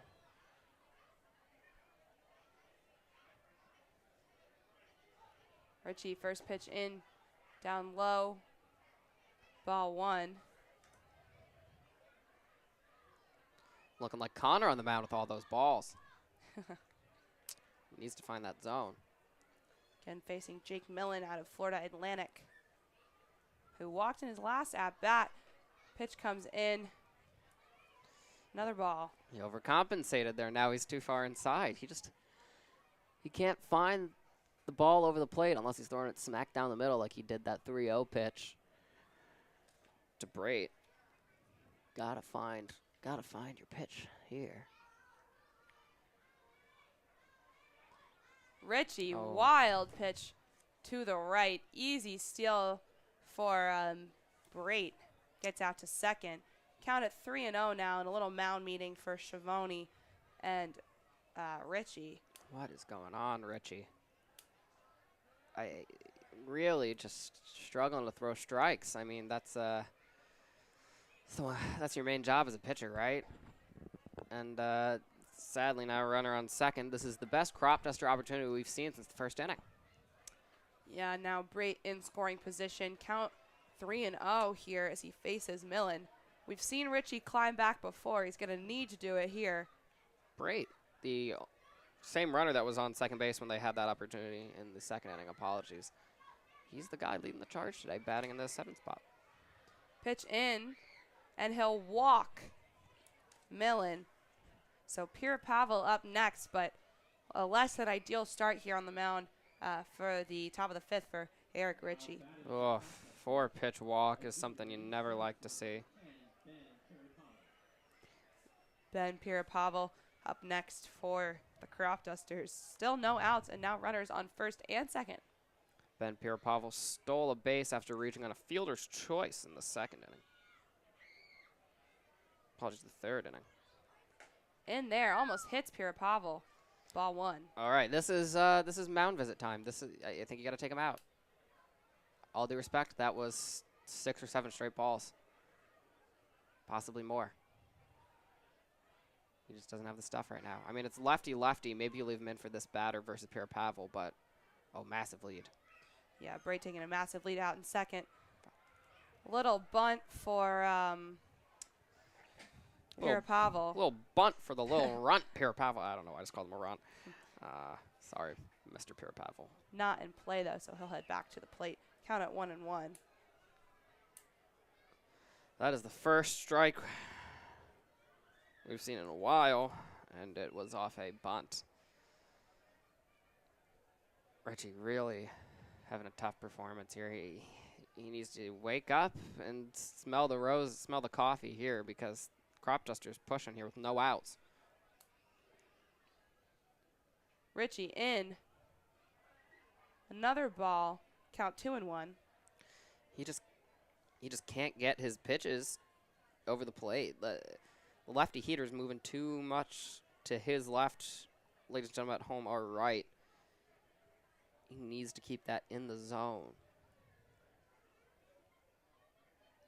Richie fires.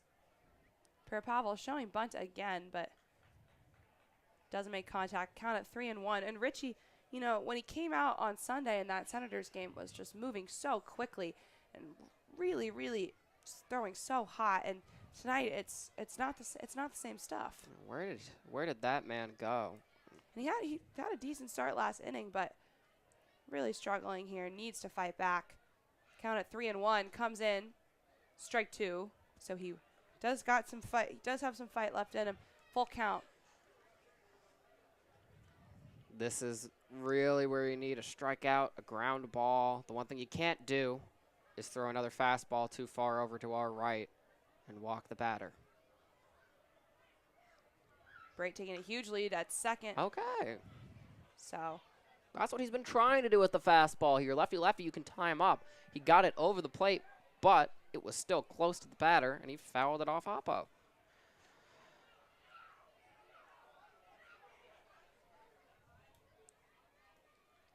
Full count still here against Pavel. Richie in. Swung again, fouled. Chop foul down that time.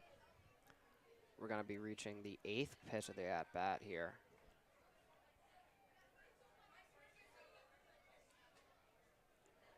Very big lead from Bray on second there. He's going back now, but he's ready to go. a very tiny lead on the other hand from Milan.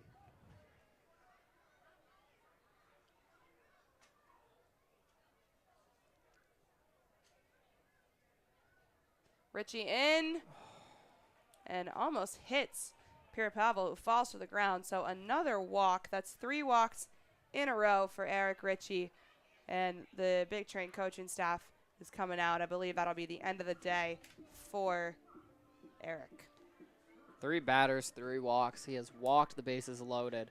If I'm out in the field and I just watch my pitcher do that, I'm quietly fuming inside. You know, that was 3 walks in a row. Bases now loaded for the Cropdusters. Tough day on the mound for Eric Richie. I'll be interested to see if they take him out or if they make an immediate pitching change. We got someone moving back by the pen. Now they're going towards it. Are they going to leave him in here? Oh, good Lord. They're going to keep Eric Richie in on the mound. As we go back to the top of the only order. I'm sorry, the Cropduster order. Yeah, back to Gingrich for the Cropdusters. Still no outs. Bases are loaded. Eric Richie really needing to prove himself here. This is just one of 6 of the Cropduster starters are D1. This is one of them. Come to plate as Gingrich. He flew out and struck out so far today. Richie, first pitch in, swung and missed from Gingrich. Hopefully that mound visit worked. That one was coming in very nicely from Richie. Count 0-1. I see what they're doing. They're leaving the lefty in versus the lefty, and then they're going to swap it when the righty, Tyler Wright, comes up to the plate, but that's a huge risk. Richie in, swing and a miss again from Gingrich. You got to imagine, regardless of this being a strikeout or not, it is going to be Richie's last batter.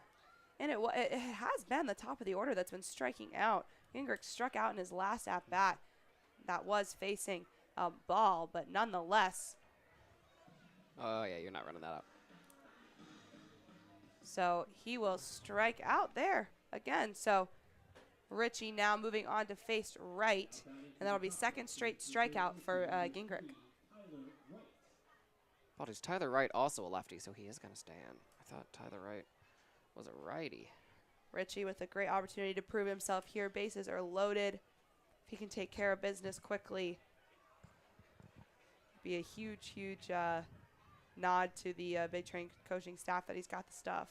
Tyler Wright, 2 strikeouts, 2 appearances in the first and third. First time he's seeing Richie, though. First one comes in the ball.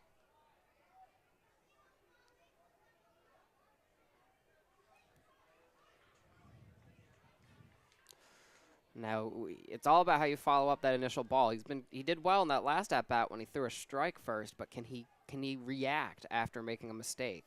Can he correct? Richie in there, strike one. Yes, he can. Yes, he can. Yes. Ah, Jinx, you owe me a hot dog. Not from the mall, though. Well, you didn't even get the hot dog. You just got the No, it was you just got the cream cheese. I want to try a hot dog there now to give them redemption. Because they've been there for like 10 years and they're not a chain. So they must have something good. I've been going to Montgomery Mall my whole life, and I've never seen a hot dog place. So Richie in there, strike 2. Look, I guess I'm the true Maryland native. I know all the food spots in the area to get the cream cheese at. Bethesda Bagels also. Oh, that is so good. Bethesda Bagels is the stuff. Oh, my goodness. Have you ever had Call Your Mother, though? Oh, after this pitch, we will get into Call Your Mother. That's my favorite place ever. The 1-2 from Richie. Fouled to right. So still 1-2. Call Your Mother is like the best bagels around. I am obsessed. I literally will not shut up about it. So you just opened a huge can of worms. What's the closest one to you? There's the Trolley on Old Georgetown Road. Okay. But I usually go to the Georgetown one because it's only like a 15-minute drive, and I love how the pink. And I like to go eat in front of Healy Hall on Georgetown's campus. I'm really not that far from Georgetown University. So Richie, the 1-2 again, fouled out left this time. They just put one up by me and the boss man, Michael Michaud. I wonder if he knows that. I got to let him know we have a... It's literally my favorite ever. The Sun City. The yes, bacon, egg, and cheese. The bacon Sun City with the hot honey. With the hot honey. Oh, my goodness. It's so good. We differ on a lot of things, music, teams in the NL East, but I'm glad we have the same order at Call Your Mother. Yeah. I've tried a lot of stuff, though. I don't just get the Sun City. My friend got the PB&J. The PB&J with the granola. It's so thick, you need like a gigantic water bottle, but it's so good. It's so good. The 1-2 in again. That one hit right into the glove of Trey. So out number 2 for Eric Richie. Bases still loaded for the Cropdusters. Can he take care of business as Nichols comes up to the plate? Another lefty. Another lefty, I guess. So we see the line of reasoning here, keeping Richie in, and he's proved us right so far, or proved us wrong, coaching staff right so far. Those first 3 batters for the Cropdusters, 0 for 8 so far with 5 Ks. We'll see if Nichols can break that with an RBI opportunity.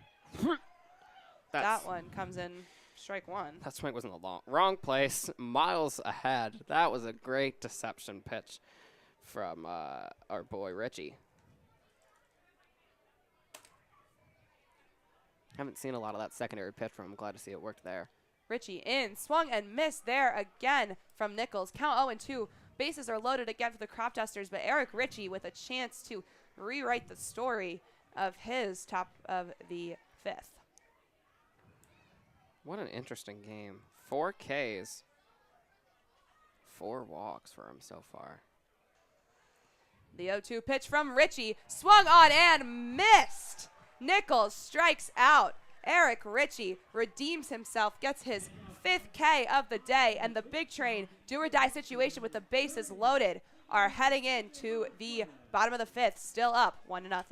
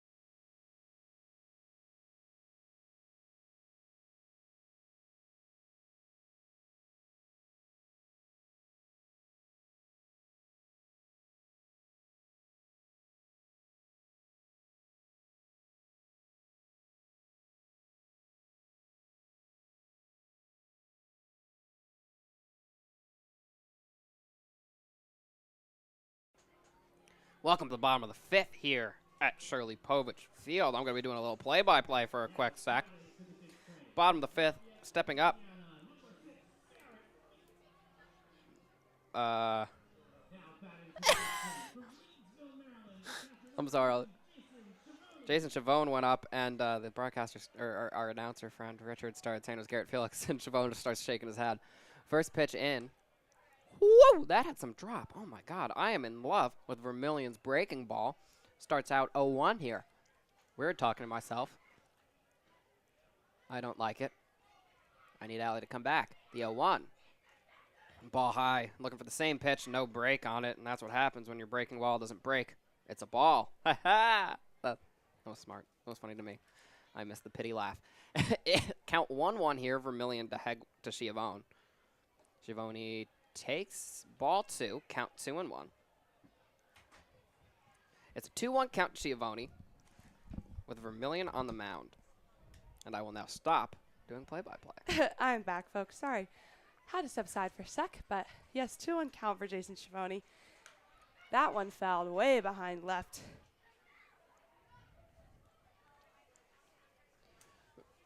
All you missed is a beautiful breaking ball from Vermillion, and Richard thinking it was Felix for a second, saying number 6, and Shavoni shaking his head and laughing. No. Most definitely not Garrett Felix. We're at the bottom of the order, not the top. Yeah, thank God they can't hear the mistakes we make. Oh, good Lord. That would go horribly. In Shavoni down for a base hit out to left field. 2 at-bats. Having a great day in his debut behind the plate. And now it'll be Garrett Felix for the Big Train. Again, Garrett Felix up with a runner on.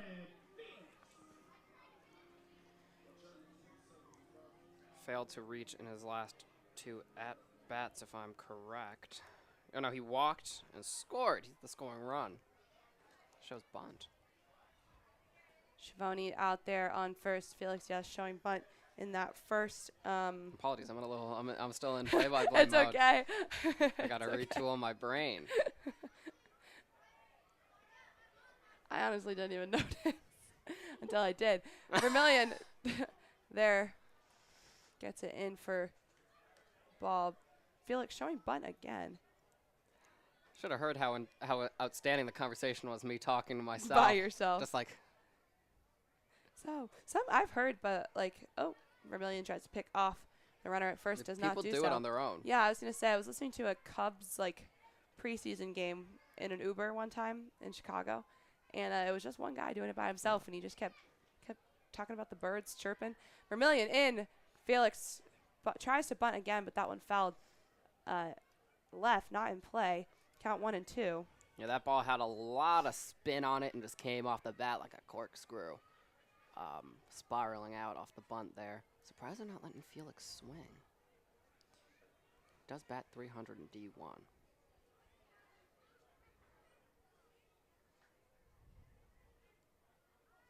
The 1-2 from Vermillion. Felix swings on it. Fouled again out left.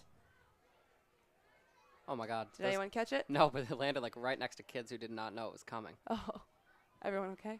No, yeah, they're good. They're good. Oh, no, it landed beyond them, actually. It got across the fence of the tennis court. They were safe.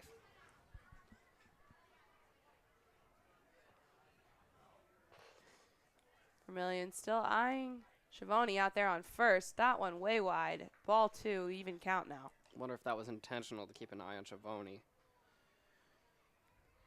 But not sure if it was a pitch away. Shavoni taking his lead out there on first. Vermillion into Felix. Another ball. Count 3 and 2. Full count now for Vermillion. Felix did walk in his first at-bat of the evening. Vermillion in. Another ball, so Felix will walk. Now the Big Train has runners on first and second. Still no outs here. And that'll bring up Emilien Pitre, who is batting .500 so far in this season. Young season, but still he's been I was going to impressive. say, that's what a 2-3 day season will get you, but been very impressed with Pitre. Hey. Also at shortstop, great fielding. You know, sometimes a small sample size can prove true. Like a hot dog that's just cream cheese might not be the best. I don't think I needed more sample size for that. But call your mother, amazing. I want more sample sizes for that. That's anything you're taking away from this broadcast, that's what. Emilian Petre showing bunt as well. Successful bunt single there for Emilian Petre, and the bases are loaded for the Big Train. They've been trying to get that bunt single all day, and Petre was the man for the job. Well laid down bunt, split between the third baseline and the pitcher's mound. Up now, Peyton Schultz. Schultz with an RBI sac fly in the first, a double in the third, and a chance to get another ribby here in the fifth. Vermillion in a scary situation, bases loaded, no outs, and he's got to face Schultz. He's been having a pretty good day at the plate. Vermillion, first pitch in, strike one. Nice pitch from Vermillion. He's got some great motion on his pitches. He's not throwing a rapid heater, but got some great late break. That one coming glove side to keep Schultz guessing. Vermillion in, Schultz fouled left, chop foul. Count 0-2. Vermillion was ahead against Felix as well. We'll see if he can finish the job this time.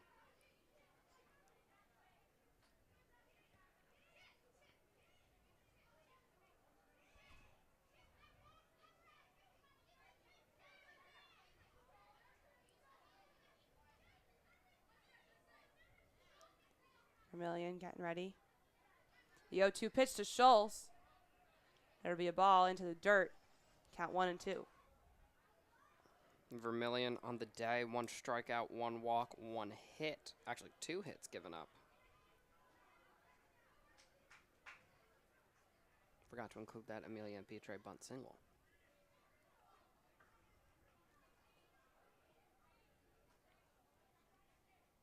The 1-2 in, Schultz fouls back behind him. Still astounded that Richie got out of that last inning. I just saw in my score chart, walk, walk, walk. Strikeout, out. And then what did he do to Nichols? I wrote it down. I believe it was a K to end the inning. Outstanding. So he really came back there. Great. I really love to see the decision from the coaching staff to keep him in against the lefties pay off. Really redeemed himself there. Swung on and missed for Schultz, so he'll strike out. Vermillion's second K of the evening, bringing up Sean Lane. Confirmed Kanye fan at this point, Sean Lane. You have a favorite Kanye song? I like, when I was in elementary school, I really liked Heartless. Who hurt you in elementary school that you were bumping Heartless? No one. It was just one of like 5 songs on my mother's iPod Shuffle. That one a ball. Count 2-1. Apologies for that brief pop in broadcast. We made it 2 hours without one of those, so things are looking up for your Big Train broadcasters. Things are looking up for us. Things are looking up for the Big Train, too. Just 1 out here. Sean Lane is at the plate. Count 2-1, and bases are loaded. You beat me to that one. I was ready with that, too.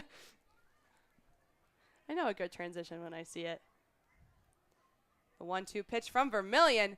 Sean Lane hit way foul right. That one will drop and hit the roof of the picnic pavilion. Kids running for that ball.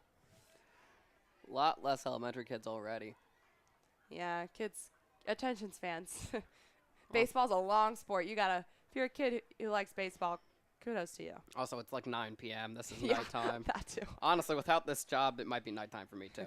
Vermillion in, swung on and missed there for Lane. So Vermillion staying alive against the Big Train, who have the bases loaded. 2 outs now, bringing up center fielder Trey Wingett. I can't imagine what it's like to be a D3 player striking out a Big Ten guy. Yeah, a guy who just played in the NCAA tournament. I would feel like I would be on cloud 9. Also on cloud 9, hopefully, number 9, Trey Wingett. I'm on cloud 9 being here with the Big Train family. Me too. On top of that smoke cloud from the train. Vermillion facing Trey Wingett now. Again, bases still loaded here in the bottom of the 5th.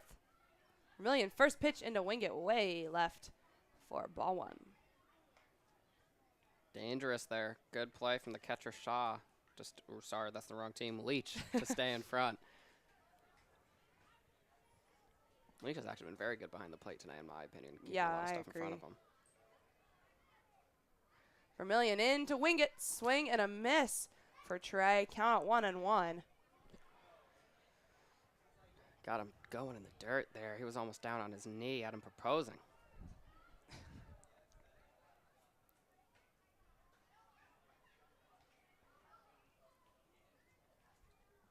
Trey Wingett looking for his first RBI of the season. Prime opportunity. Vermillion in. Strike 2. Count 1-2. Vermillion with a chance to get out of a very scary situation here for the Cropdusters. Oh, are we about to see both teams blow bases, Bases loaded, loaded. with no outs in the 5th inning? Perhaps.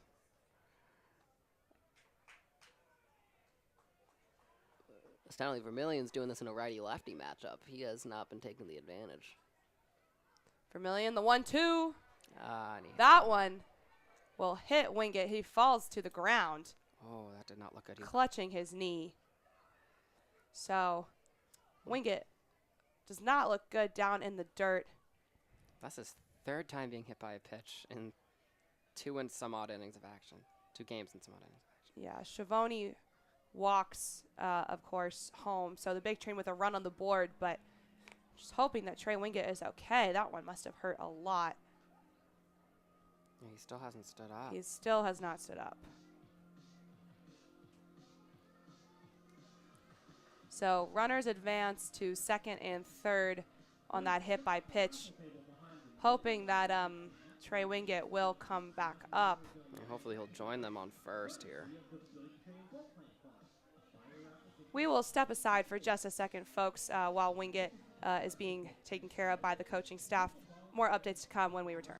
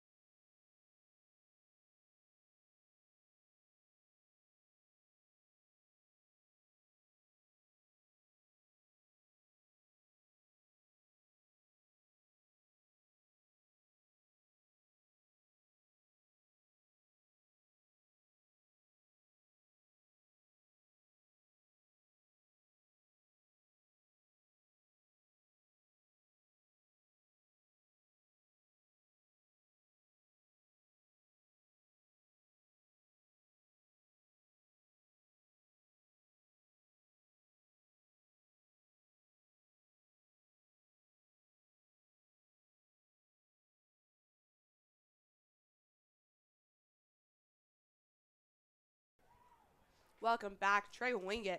What a trooper. Heading to first base. He will run, folks. So bases still loaded for the big train. They get a run there. Obviously, as bases were loaded, Wingett advances to first on that hit by pitch. Wingett been quite the target. That's, I think, his 3rd hit by pitch this season so far, and we're just a couple games in. TJ Rogers now at the plate for the big train. Still 2 outs here. Bases remain loaded. Rogers singled and was caught stealing last inning. Again, to a credit to Leach. 2 runners tried to steal, both caught.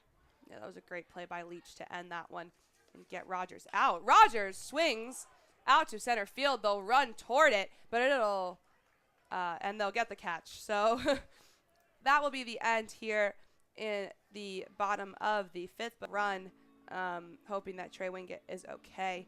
We'll be back shortly with the top of the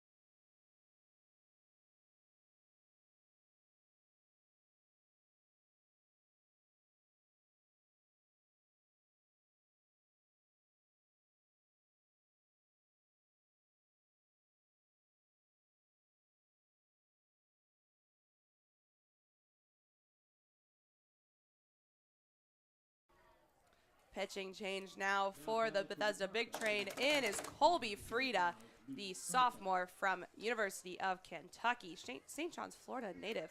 We're back at Trithal in the Cropdusters batting order. Also, for those of you wondering, the song that Allie could not think of was Runaway by Kanye West featuring Pusha T.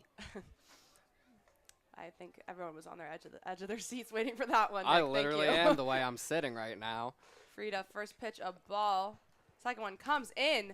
Huge swing from Trithal, goes over into the gap of left and center field. So base hit there for Trithal to lead off the top of the sixth. Just the second base hit for the Cropdusters today.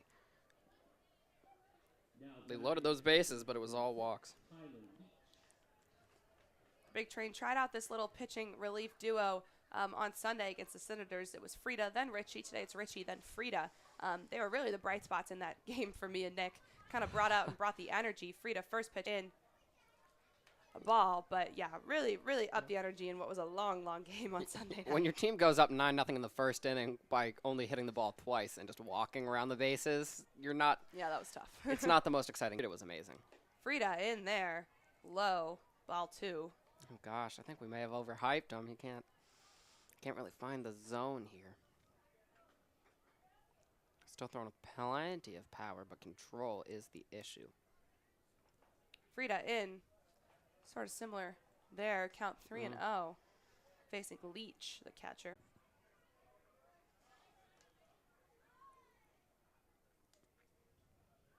Frieda in. There we go. Strike 1. That was great. He'll fight back here. Straight down the middle, but hey, sometimes you gotta do that. You gotta do what you gotta do to not walk a guy in 4 pitches. Frieda in again. That one in the dirt, so he will walk Leach, and Trithal will advance to second. No outs here, and the Cropdusters already have a runner in scoring position. Oh my gosh. Up to second baseman Coleman Calabrese. Another opportunity for the Cropdusters, runner in scoring position with no outs. That's Calabrese at the plate. He walked and struck out in his 2 appearances so far today. Calabrese showing bunt there, but first pitch in from Frieda, a ball. A lot of showing bunt today. I know. People are bunt happy this evening. I'm just trying so hard to think of a pun. Frieda eyeing the runner on second, sends in for strike 1.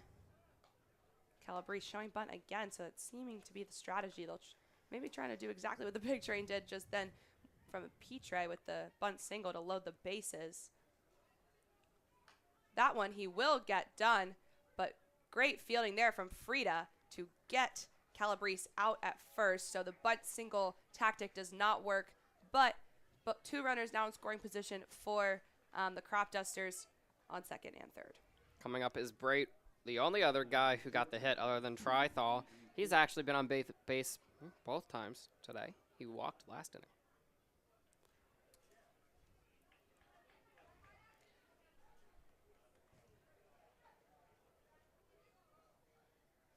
Frieda, first pitch into Bray.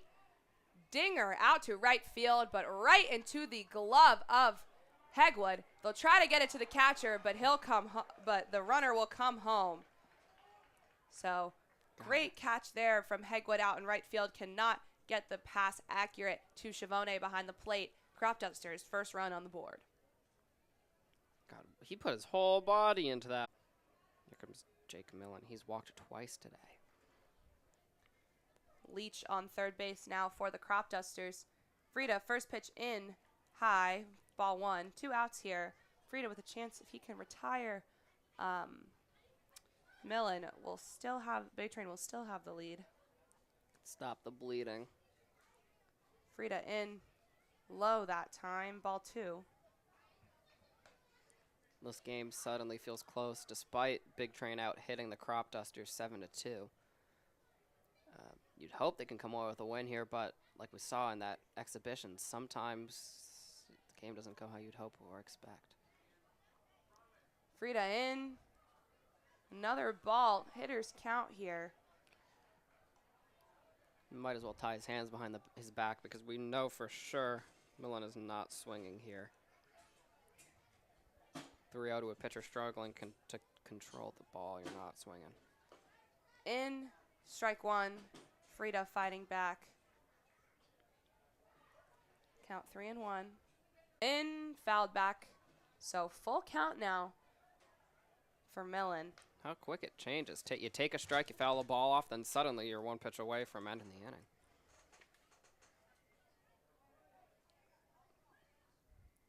I wish we had those tennis umpire chairs that like super tall. The really See tall over ones. it? Yeah. Like, but like so crazy. Fouled back again. Millen.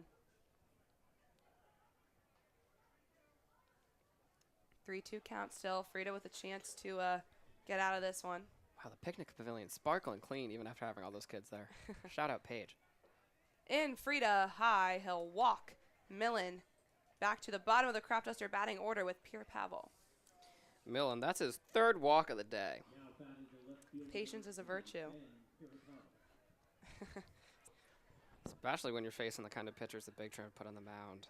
Frida and Richie combining for 1, 2, 3, 4, 5, 6, 7 walks. And Frida will hit Pierre Pavel. So bases are now loaded for the Cropdusters. Back to the top of the order with Gingrich, who has struck out in his last 2 at-bats, but Colby Frida in a very sticky situation here. He has got to retire Gingrich, or else Big Train are in deep trouble. Yeah, just last inning, Richie struck him out to begin his comeback with the bases loaded. What a game we've seen. This is the third time we've seen bases loaded in 3 consecutive half innings. And nothing has really happened quite yet. Obviously, the Big Train getting a run there, but only because Vermillion hit Trey Wingett. So bases were loaded. Shavoni was automatically coming home. Trey Wingett, his first RBI of the year, did not want it that way, though. We'll have to ask after the game for an update on Wingett's health. Frida in, strike one. It's now or never.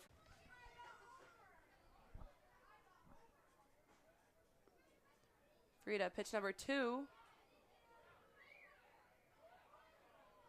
Drops. I have no clue what the ump was signaling there. I don't know either. A ball, so count 1-1.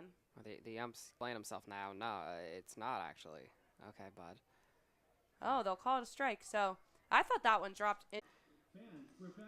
Having a little meeting with the other umps. Come on, bud. Stick to your guns. Is it a ball or a strike? You're slowing down the game. Right now, though, the count 0-2. Unclear if it'll stay that way.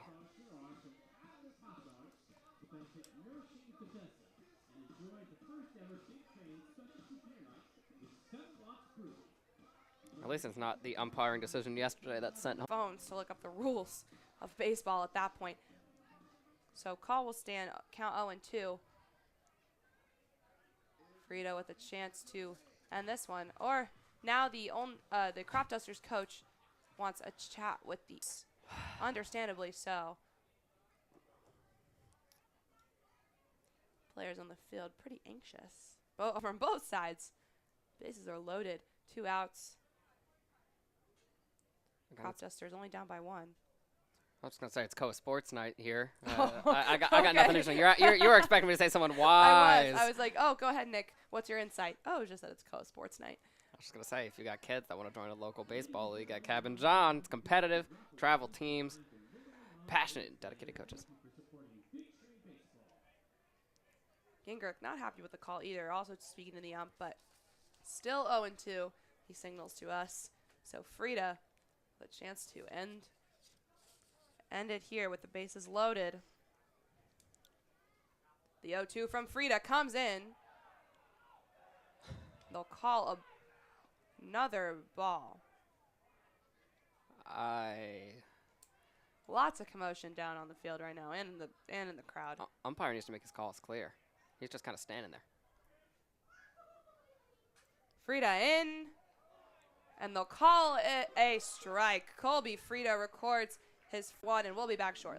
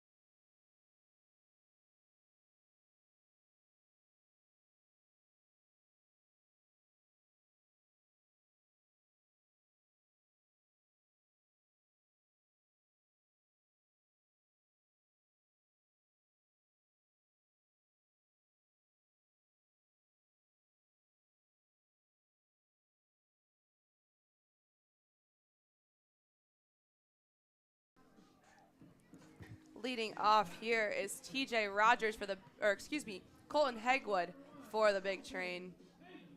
Sters is Vermillion.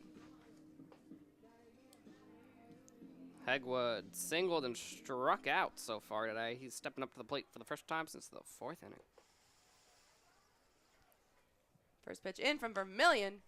Hegwood fouled way high to left. I want to see where that one lands. I lost track.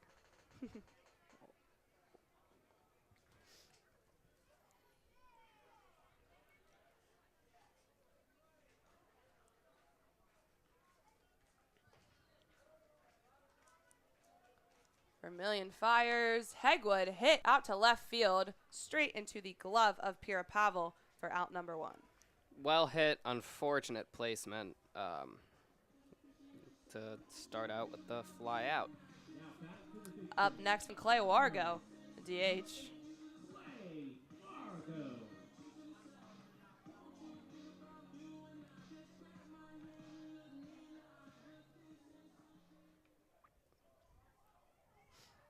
Vermillion, first pitch in, swung on a bit there for strike 1.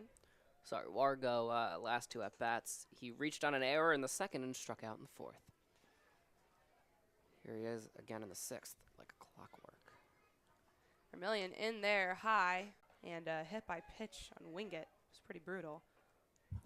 Vermillion in to Wargo again. Another ball. 2-1 is the count. See, Ellie, that's how you can move your mic before you cough. Or you can just hold it. I haven't coughed on air. No, but you've coughed in my ear many times. Sorry. No, it's fine. I sneezed the other day. You're all good. Vermillion in. Wargo hit straight down into the glove of the third baseman. Easily fielded out to first for tries Today.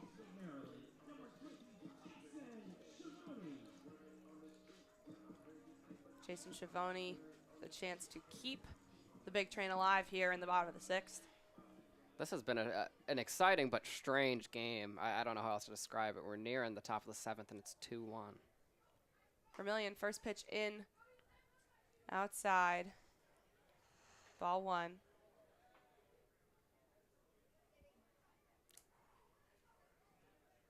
They gotta stop hanging up so many Gregorio's ads. They're making me hungry. Swing and a miss there for Shavoni. Strike 2. Had him going. Or excuse me, strike 1, I think. Yeah, I believe it's a 1-on-1 count. Yeah. There we go.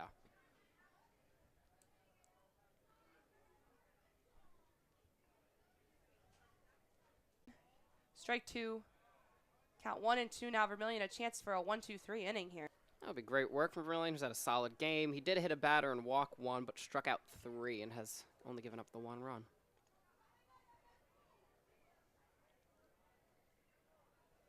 Vermillion, the 1-2 pitch. Fouled back by Shavoni. Stays alive.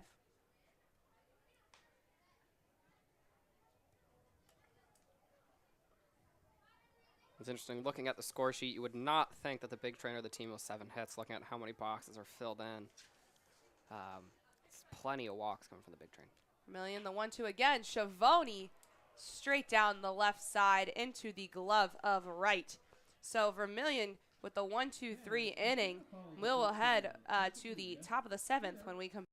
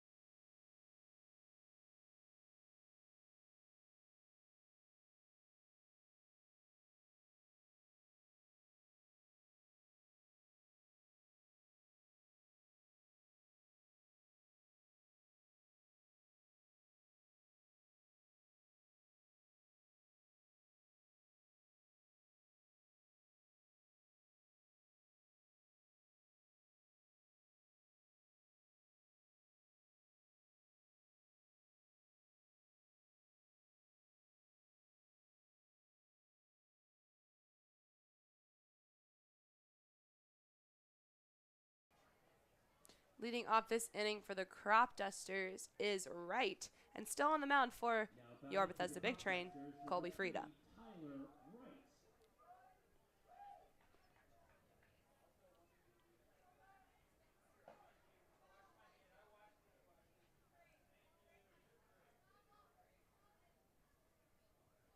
Frieda, first pitch in high, ball 1. Frieda throwing a lot of balls today. Struggling to find that strike zone consistently. Frieda in, that one way wide again. So definitely struggling with his control, like you said, Nick. It's not landing where he wants him. 2-0 is the count.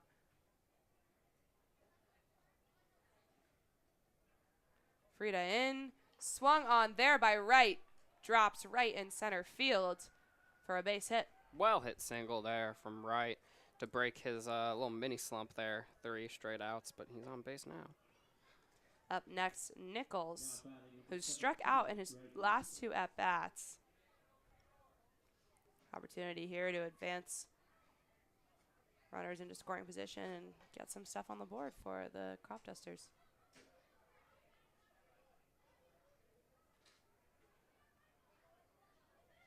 Frieda getting things started. Swing and a miss there for Nichols. Oh my gosh, this next game is actually reachable for me by Metro.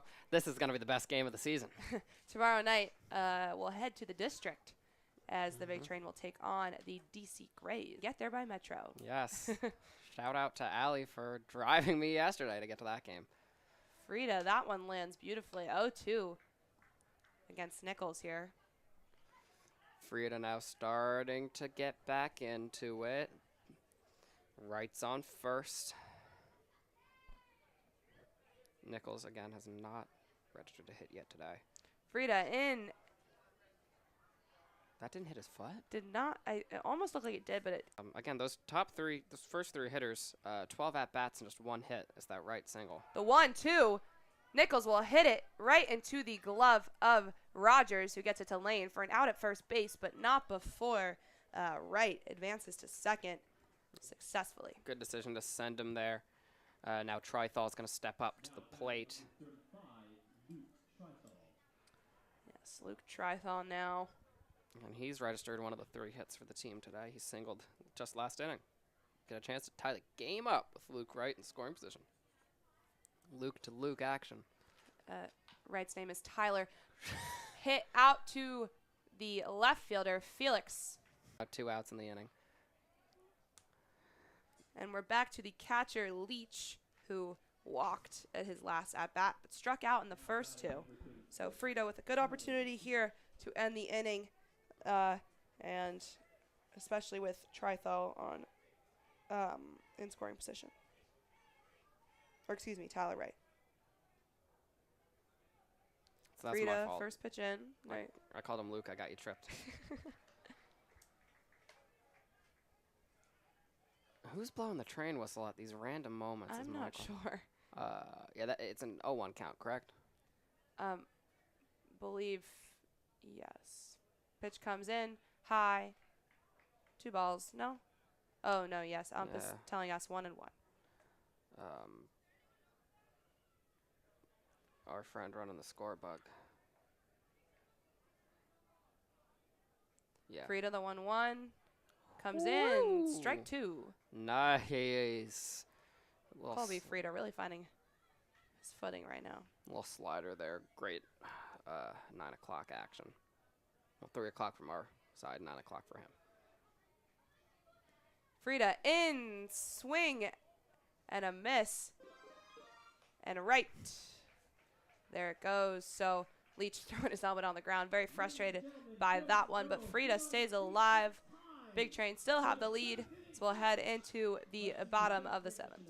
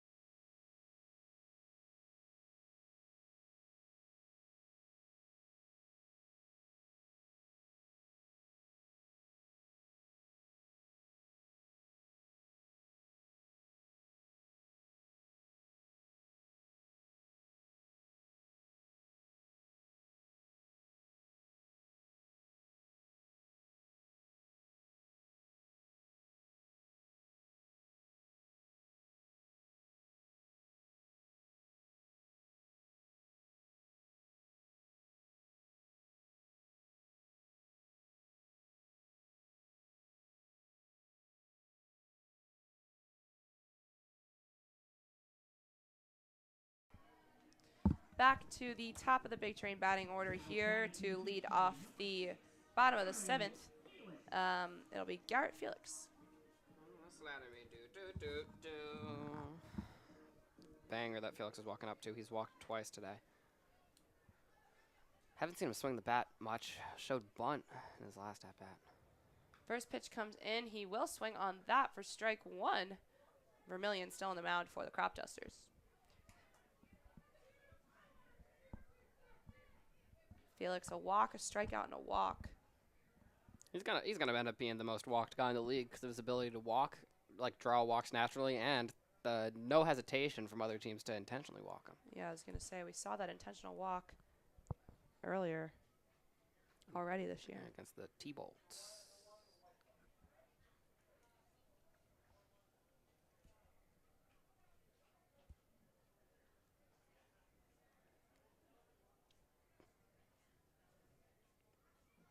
Vermillion sends it in. That one wide.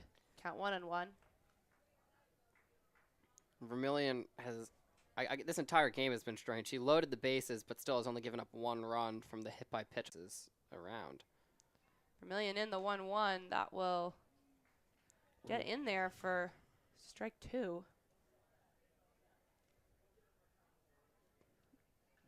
Felix trying to avoid being struck out for the first time this season.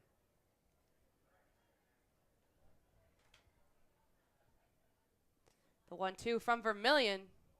Low, ball 2, even count. Good eye from Felix there. Some guys get antsy when they're behind in a 1-2 count like that. Oh, and the cheers have started. Patrick Chapman. 2-2 from Vermillion. Low into the dirt again, so full count. Oh, no, he's actually trying to quiet him down a little bit. Patty. Oh, I can never call him Patty again. I didn't like that. I don't know if he would like that. Nicknames. Vermillion, full count, fires. And they'll call it a strikeout. Felix not happy about that. Looked about ready to walk, but it'll be Vermillion's 4th strikeout of the evening and first out here in the bottom of the 7th for the Big Train. Bray. Richard, our PA announcer, with a little French flair that time. He announced Emilien Pitre. I want to get him to say, Le Québécois, Emilien Pitre. Pitre with that successful bunt single to load the bases. Last at bat. He's 4 for 7 on the season. That one fouled back behind. Count 0-1. There goes those beautiful potted plants Bruce put in this morning. Or this afternoon, I should say. I wish every game were at Povich. But we haven't seen some of the other away stadiums. I know. We're excited to explore. The Nationals one's going to be very nice, I'm sure. Yeah, I'm excited to go to D.C. tomorrow. Vermillion in. Strike 2. Count 0-2 here against Pitre. Is there any way I can return the favor and help you get into the city after you help me get out of it? No, I think that's okay. Yeah, I was going to say, I don't really know what I could do. I don't know what you could do. Yeah, just wanted to extend it somehow. It's very nice of you, Nick. I'm a great person. The 0-2 from Vermillion bounces off his catcher, Leach. Look, for a second, it looked like it hit his knee, but... Yeah, I think that's what happened. So, 1-2. Oh, sorry, I thought it looked like it hit... Pitre? Pitre, yeah. No, but I think it bounced off the knee pad of the catcher. You're definitely right.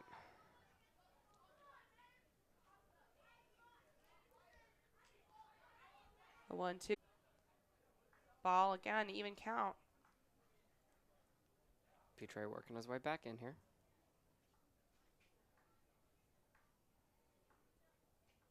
Can he keep that hitting streak going? Vermillion in. Fouled back again. Pitre is just extending this at bat. He was extending a lot to reach that pitch. Arguably could have left it out there, but fouled it off, so no harm, no foul. Unless, you know. It is a foul. That wasn't even intended to. 1-2 count now for Trey Wingett. Again, Ryan Weaver on the mound for the Cropdusters. Weaver the 1-2. Wingett swung out straight into the glove of the second baseman, and they'll take care of it at first. So another out for the Big Train here as TJ Rogers is coming back up to bat. T.J. Rogers, 2 Ks and a single today.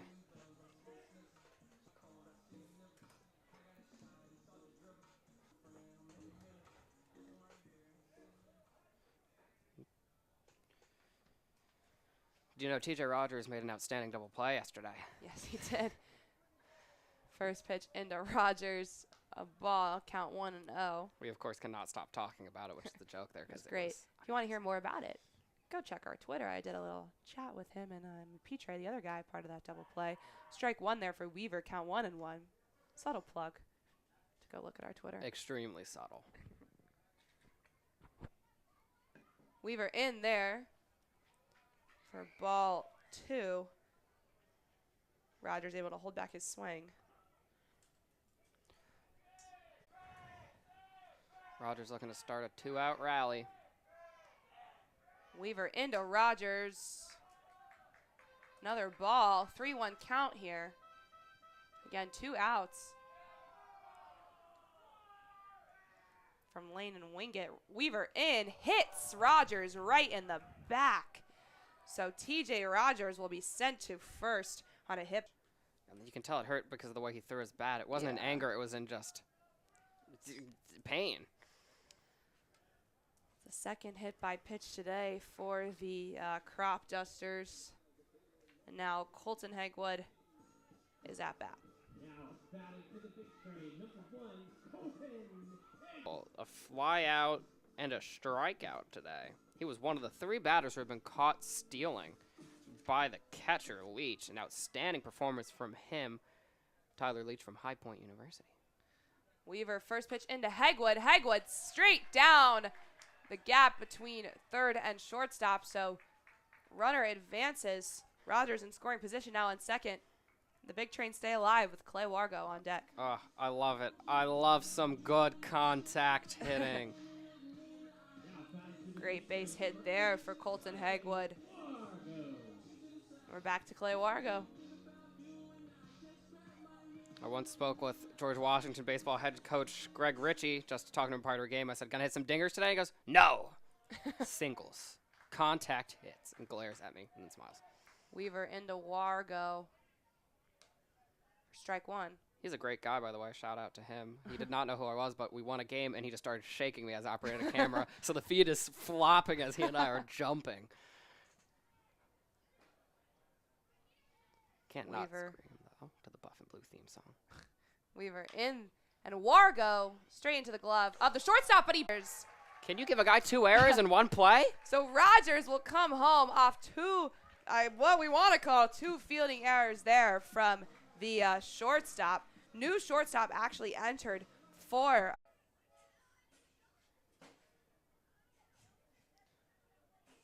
Del Prado, the 1-1. Swing and a miss there from Gingrich, who has struck out in his last 3 at-bats. Very much struggling hitting-wise today. This is not the time to be doing this for Gingrich. The 1-2 from Del Prado. In there. Strikeout.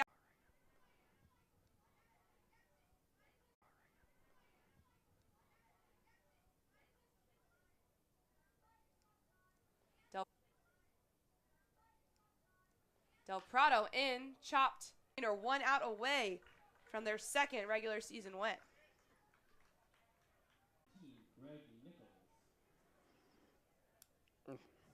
Again, a tough opportunity, or a tough outcome for the heart of this Cropduster order. It's Greg Nichols now for the Cropdusters, trying to keep this game alive. Del Prado, swing and a miss from Nichols. Strike 1. If I had a nickel for every time he struck out, I'd have 2 nickels, which isn't a lot, but it's tough that happened twice. I get it, that one. Del Prado in, swing and a miss again for Nichols. 0-2 is the count. Nicholas Del Prado ending this game. Crowd ready to go. Del Prado, the 0-2. Swing and a miss. There. So Nicholas Del Prado gives up a home run, but takes care of business. And the Bethesda Big Train beat the Cropdusters to get their second official regular season win.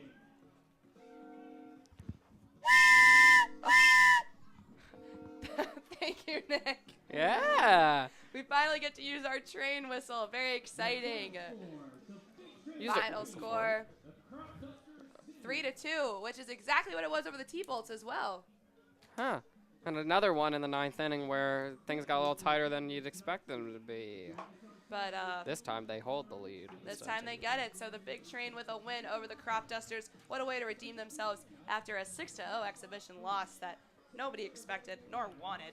So very impressed with the Big Train performance tonight. What a game.